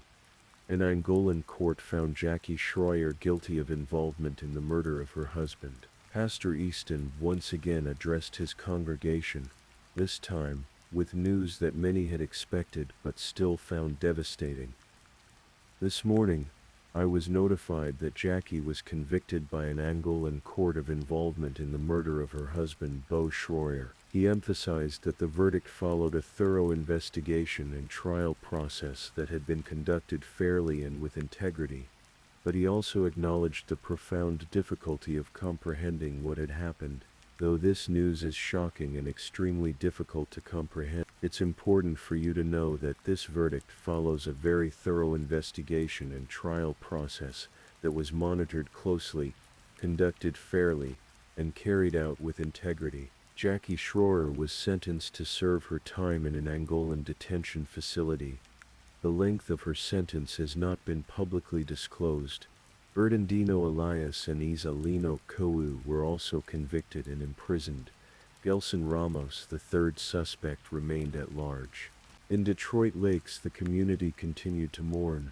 Church services included prayers for Bo's children, for his extended family, for everyone touched by the tragedy. Pastor Easton encouraged his congregation to remember Bo not for how he died, but for how he lived, as a rock, a man of integrity, someone whose life was marked by kindness and service. As you lie here in the darkness, perhaps drifting toward sleep, it's natural to wonder about the questions that have no easy answers. Why did Jackie Schroyer allegedly orchestrate her husband's murder? What drove her to such an unthinkable act? Was it truly a romantic relationship with the security guard, or was something else at play? We may never know the complete truth. Human motivation is complex, especially in cases like this where the accused has not publicly shared her perspective or explained her actions. What we do know is that investigators believed they found sufficient evidence to charge and convict her. They believed the relationship with Bernardino was real. They believed the motive about not wanting to leave Angola was credible. But belief is not the same as understanding. We can accept the facts of what happened without fully grasping the why. We can acknowledge the horror of Bo's death without being able to comprehend how someone he loved, someone he trusted, someone with whom he'd built a life and raised 5 children, could allegedly arrange his murder. Perhaps that's part of what makes this case so haunting. It's not a story of strangers meeting violent ends. It's not a random act of violence by someone unconnected to the victim. It's intimate betrayal of the deepest kind, carried out in a foreign land, far from home, in pursuit of something that remains difficult to name. For the students who knew Bo as Officer Nice Guy, for the families he helped as a real estate agent, for his congregation at Lakes Area Vineyard Church, the loss is immeasurable. They lost not just a good man, but a reminder that goodness exists in the world. They lost someone whose very presence made them feel safer, more hopeful, more connected to something larger than themselves. For Bo's 5 children, the trauma is almost incomprehensible. They lost their father to violence. They lost their mother to the justice system. They lost the life they'd known in Angola and had to return to America under the worst possible circumstances. Whatever healing is possible for them will take years, perhaps a lifetime, and will require support and love that extends far beyond what any single family or church community can provide. And for Bo himself, a man who gave up his career and his country to serve others, who walked into a remote area in Angola, believing he was about to help people in need, justice came too late. He died without knowing why, without understanding the betrayal, without the chance to say goodbye to his children or to find peace with what was happening. As you drift off to sleep tonight, let this story settle gently around you, not as a nightmare, but as a reminder of how fragile life can be, how quickly circumstances can change, how important it is to cherish the people we love and the moments we have with them. Liu Schroyer's story is tragic, but it's also a testament to a life lived with purpose. He served his community, he loved his family, he followed what he believed was a calling from God, even when it took him far from everything familiar and safe. His kindness was real, his dedication was genuine, and even though his life ended in betrayal and violence, those qualities remained true. If you're still awake and listening, let's move on to our last story.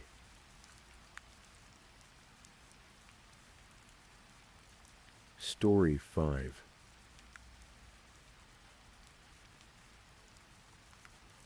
Tonight we're going to explore a story that begins with hope and ends in tragedy. A story about dreams pursued, love found too quickly, and a paradise that became the setting for something unthinkable. So as we settle in, let me tell you about Chris Chen. This is a story that moves slowly, deliberately, the way waves lap against a tropical shore, and like those waves it builds towards something inevitable. Chris Zhao Chen was born in China, but spent most of her formative years in Memphis, Tennessee. She was an only child, the center of her parents' world.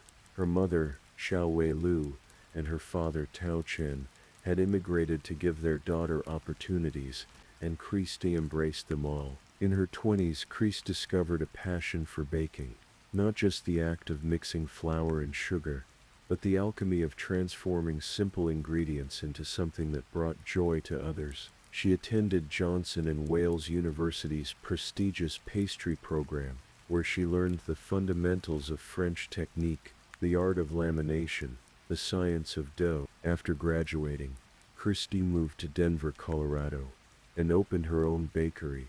It was called Sweet as Pie, a small neighborhood spot tucked away on Louisiana Street, in the Bonnie Bray area. The bakery reflected everything. Christy was warm, welcoming, unpretentious. She filled it with mismatched mugs and cookbooks, created a space where locals could gather. Her menu featured Southern classics from her Memphis upbringing: biscuits and gravy, hummingbird cake, scones so tender that one food critic said they changed their entire opinion of scones forever. Christ wasn't interested in complicated, fancified desserts. She wanted to honor the classics, the comfort foods she grew up with, done exceptionally well. Customers would come in for a chocolate chip cookie and find themselves transported to childhood memories, that perfect balance of crisp edges and chewy center. No surprises, just perfection. But running a bakery is exhausting work. The hours are brutal. You arrive before dawn to prepare the day's offerings. The profit margins are thin. After several years, Christ made a decision.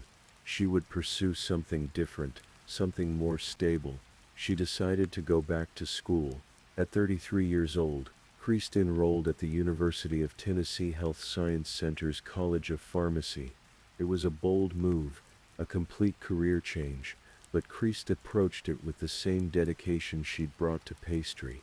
She excelled. In 2021, she received the Wolters Kluwer Clinical Drug Information Award of Excellence in Clinical Communication, recognition of her superior verbal and written clinical communication skills. After graduating, Chris took a position as a pharmacist at a local Kroger supermarket in Memphis. She was building a new life, a stable career. Those who knew her described her as someone who lit up a room, someone you felt you'd known your entire life the moment you met her. She fostered dogs. She trained to run a marathon to raise money for St. Jude Children's Research Hospital.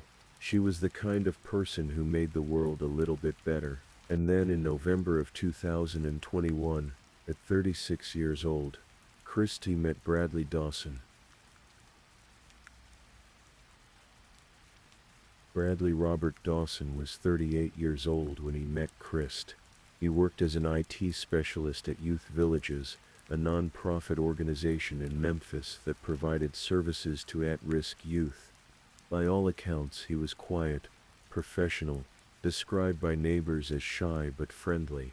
But there were things about Bradley that Chris couldn't know in the early rush of a new relationship. Bradley had been in relationships before. In 2005, when he was an undergraduate at the University of Tennessee, he dated a young woman named Kristen Baker. By her account, they fell madly in love. It was intense, fast, passionate, but it was also volatile. Kristen would later say that Bradley was verbally manipulative, threatening, jealous. She recalled an incident where he pushed her when she tried to leave. He chased her. The relationship ended in 2006, but the memories stayed with her. Years later, in 2019, Bradley married another woman. That marriage lasted less than 3 years. The divorce was finalized in January of 2022. Just 1 month later, in February of 2022, Bradley married Chris Chen. They had known each other for only 3 months. Friends and colleagues were surprised. It was described as a whirlwind romance. Few people in Chris's circle had even met Bradley before the wedding. The couple planned their ceremony in just 26 days. On February 18, 2022, they wed at the historic James Lee House in Memphis. It was intimate, about 20 guests, their closest family and friends. Photos from that day show a radiant bride and a beaming groom. They dined on Caesar salad with Parmesan croutons, petit filet steak, sautéed shrimp and brown butter. There was wedding cake for dessert, naturally.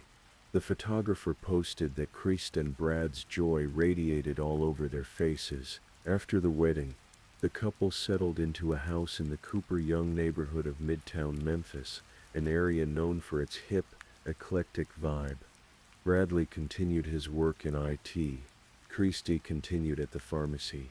To neighbors and casual observers, they seemed happy.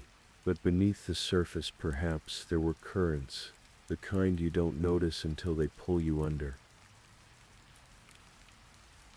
5 months after their wedding, in July of 2022, Bradley and Chris finally embarked on their honeymoon.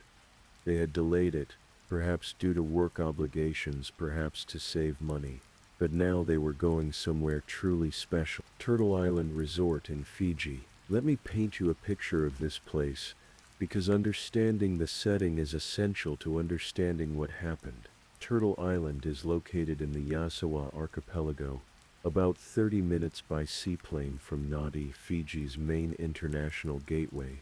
It's a 500-acre private island with only 14 beachfront villas called buras in Fijian. Only 14 couples are allowed on the island at any given time. It has 12 private beaches, pristine coral reefs, and was the filming location for the 1980 movie The Blue Lagoon, starring Brooke Shields. This is not a place you go to casually. Rooms cost thousands of dollars per night. Everything is included. Gourmet meals prepared with fresh seafood caught daily, wine from boutique wineries, private beach picnics, horseback riding at dawn, snorkeling in waters teeming with tropical fish. Each couple is assigned their own personal concierge, called a beer mama, who attends to every need. The island is powered by solar energy. The villas are handcrafted by Fijian artisans. There's very limited Wi-Fi, deliberately so, to encourage guests to disconnect from the outside world. It's a place designed for romance, for connection, for escaping reality. Over half of the guests who visit Turtle Island return. Many say it's the most magical place they've ever been. The Fijian staff become like family. Guests form deep friendships over communal dinners under the stars. Bradley and Chris arrived at Turtle Island on July 7, 2022. They were assigned to Bira number 15, a spacious villa right on the water. For 2 days they existed in paradise, and then, on the night of July 8th, something changed. The evening of July 8th began normally enough. Resort staff later recalled seeing Bradley and Chris at dinner. The resort offered communal dining, where all guests gathered together, though couples could also opt for private meals. But witnesses noticed something. Christ seemed upset. At the resort's floating bar, perched over the crystal-clear lagoon, staff observed that she appeared withdrawn, troubled. Bradley and Christ were heard arguing. What were they fighting about? Later, during the investigation, a detail emerged. Christ had discovered something that evening. She learned that Bradley had been to Turtle Island before, with his ex-wife. The same paradise, the same romantic setting, perhaps even the same viewer. The revelation must have felt like betrayal, the tarnishing of what should have been their special, unique moment. The argument continued as night fell over the island. Around midnight, a night watchman making his rounds heard sounds. A noise complaint was filed about Bureau 15. Raised voices. Disturbance. But this was a luxury resort, a place where staff were trained to be discreet, to give guests privacy. The watchman made note of it but didn't intervene. He saw Bradley, alone, walking along the beach in the early morning hours of July 9th. Bradley eventually returned to the bureau. The watchman didn't see him again, but Bradley didn't stay in the bureau for long. In the darkness before dawn, Bradley Dawson gathered certain items. He left his sophisticated GPS watch behind. He left his phone behind, but he took his wallet, and he took his passport. Then he walked down to the beach, found a kayak, and paddled away into the night.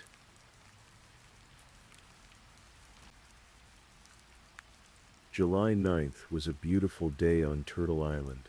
The sun rose over the blue lagoon. Waves lapped gently at 12 private beaches. 13 other couples woke to another day in paradise. But Bradley and Christ Dawson did not appear at breakfast. This was unusual. At an intimate resort with only 14 couples, the staff notice when someone is missing. But perhaps they were sleeping in. Perhaps they wanted privacy. The staff respected that. Lunchtime came. Still no Bradley or Christ. By early afternoon, concern had shifted to worry. A butler was sent to check on Bureau 15. He knocked on the door. No answer. He knocked again, called out. Still nothing. Finally he used his key and opened the door. The bureau was quiet. Too quiet. He called out again. Then he walked toward the bathroom. What he found there would haunt him forever. Christine Dawson was wedged between the toilet and the wall. Her body was covered in blood. The bathroom was a crime scene. There was blood on the walls, blood on the floor, blood pooled around her still form. The butler ran to alert the resort manager, who immediately called the Fiji police. When authorities arrived and began their investigation, the full horror became apparent. Christ had suffered massive trauma, multiple blunt force wounds to her head, severe swelling around both eyes and her mouth, bruises and cuts all over her right arm. A large gaping wound on her upper back, deep lacerations on both sides of her head. The medical examiner would later determine that she died from traumatic brain injury caused by a brain bleed and severe head trauma. The injuries were so extensive, so brutal, that her body could not be embellished. When Krista's parents, Xiao Wei and Tao Chen, flew to Fiji to bring their daughter home, they were told the devastating news. Her body was too damaged to transport. They had to have her cremated in Fiji, thousands of miles from home, and return to Memphis with only her ashes. A mother and father's worst nightmare, compounded by the fact that their daughter's remains couldn't even be returned intact. But on that July afternoon, as investigators processed the horrific scene in Bureau 15, one question dominated everything else. Where was Bradley Dawson? Turtle Island is remote. It's surrounded by the Pacific Ocean. The nearest inhabited island is miles away. Where could someone go? Police immediately began searching the 500-acre island. They interviewed staff, interviewed the other 13 couples staying at the resort. The night watchman came forward with his account of seeing Bradley on the beach in the early hours. Then another detail emerged. A kayak was missing from the resort. The search expanded to the surrounding waters and nearby islands. For 36 hours, Bradley Dawson was missing. 36 hours while Christie's body lay in the morgue, while her parents were being notified, while international headlines began to form. And then, on July 11th, a local man on Monaco-Wallavu Island, a small neighboring island inhabited only by indigenous Fijians, spotted someone who clearly didn't belong. A foreign man, drunk, exhausted, bleeding from scratches and cuts, likely from scrambling over sharp coral. The man was distraught, disturbed. He kept repeating that he had fought with his wife, that he needed to call the police. The local villagers, in an act of both compassion and civic duty, alerted authorities. When police arrived and took Bradley Dawson into custody, they found him with his passport and personal belongings. Not the behavior of someone fleeing in panic. The behavior of someone who had planned to leave the country. Bradley was transported to the main island of Fiji, to the city of Lautoka, where he was taken in for questioning.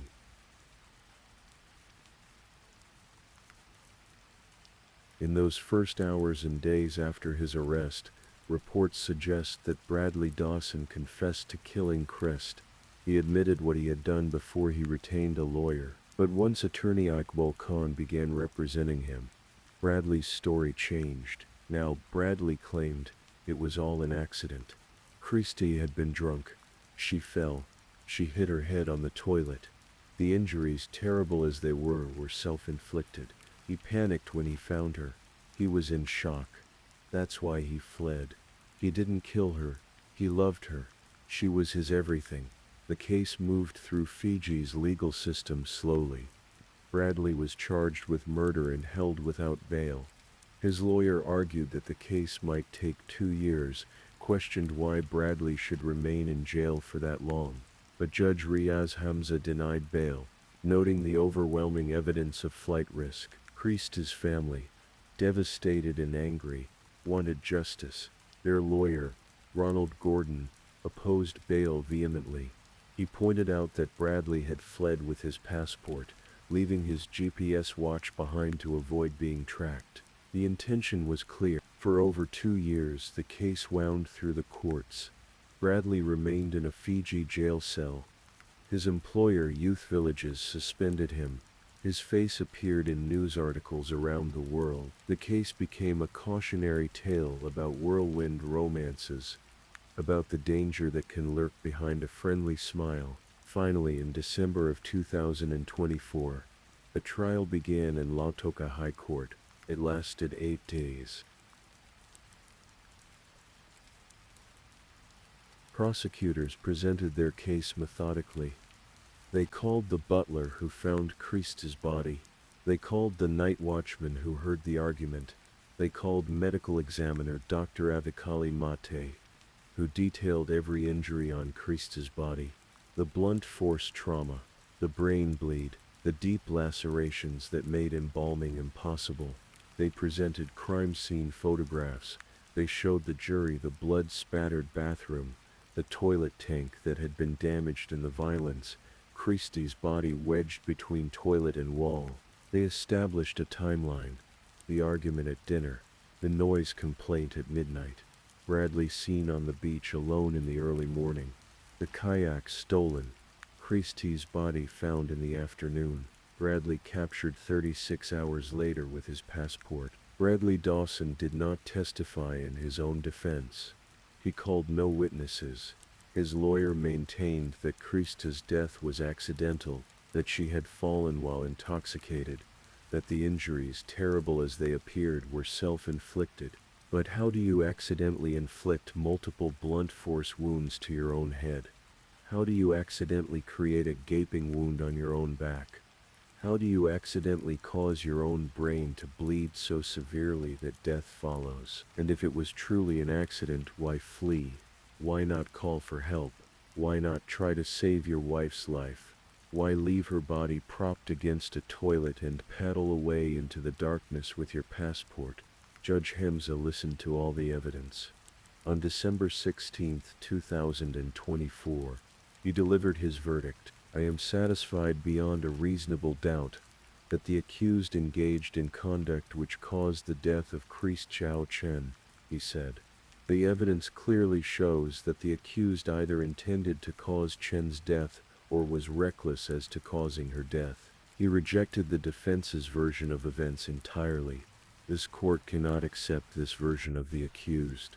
A reasonable person would have tried to help rather than left her body propped up against the toilet. Bradley Robert Dawson was found guilty of murder. The sentencing hearing took place on February 13, 2025.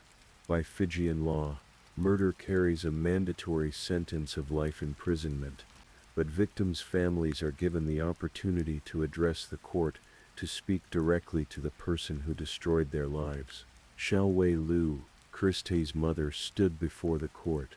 She looked directly at Bradley Dawson, and she spoke from a place of profound grief. "No mother should have to know this is how her daughter's life ended," she said, her voice steady despite the tears. "And by the hands of the very person who took a vow to love, honor, and cherish her." She spoke about the daughter she raised, the only child who was the center of her world.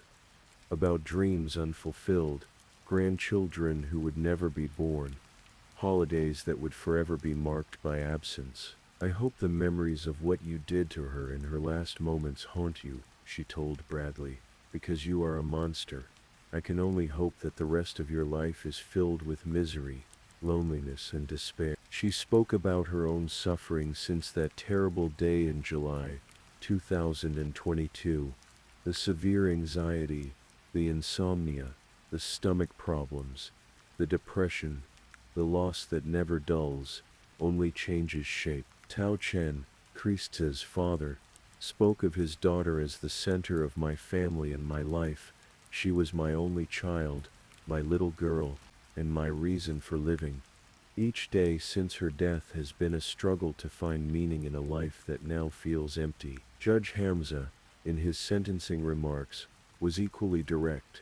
What should have been a truly joyous and memorable vacation was turned into a nightmare for the deceased and her family, causing much pain and sorrow to them. He noted Bradley's utter disregard for Christie's right to life and personal liberty.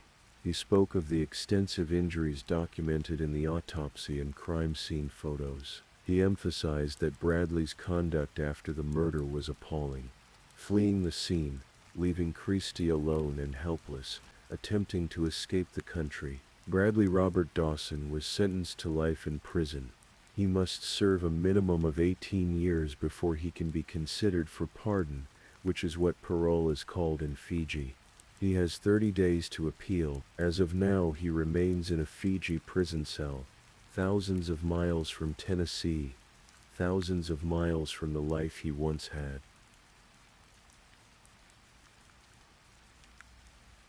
Turtle Island Resort released a brief statement after the murder.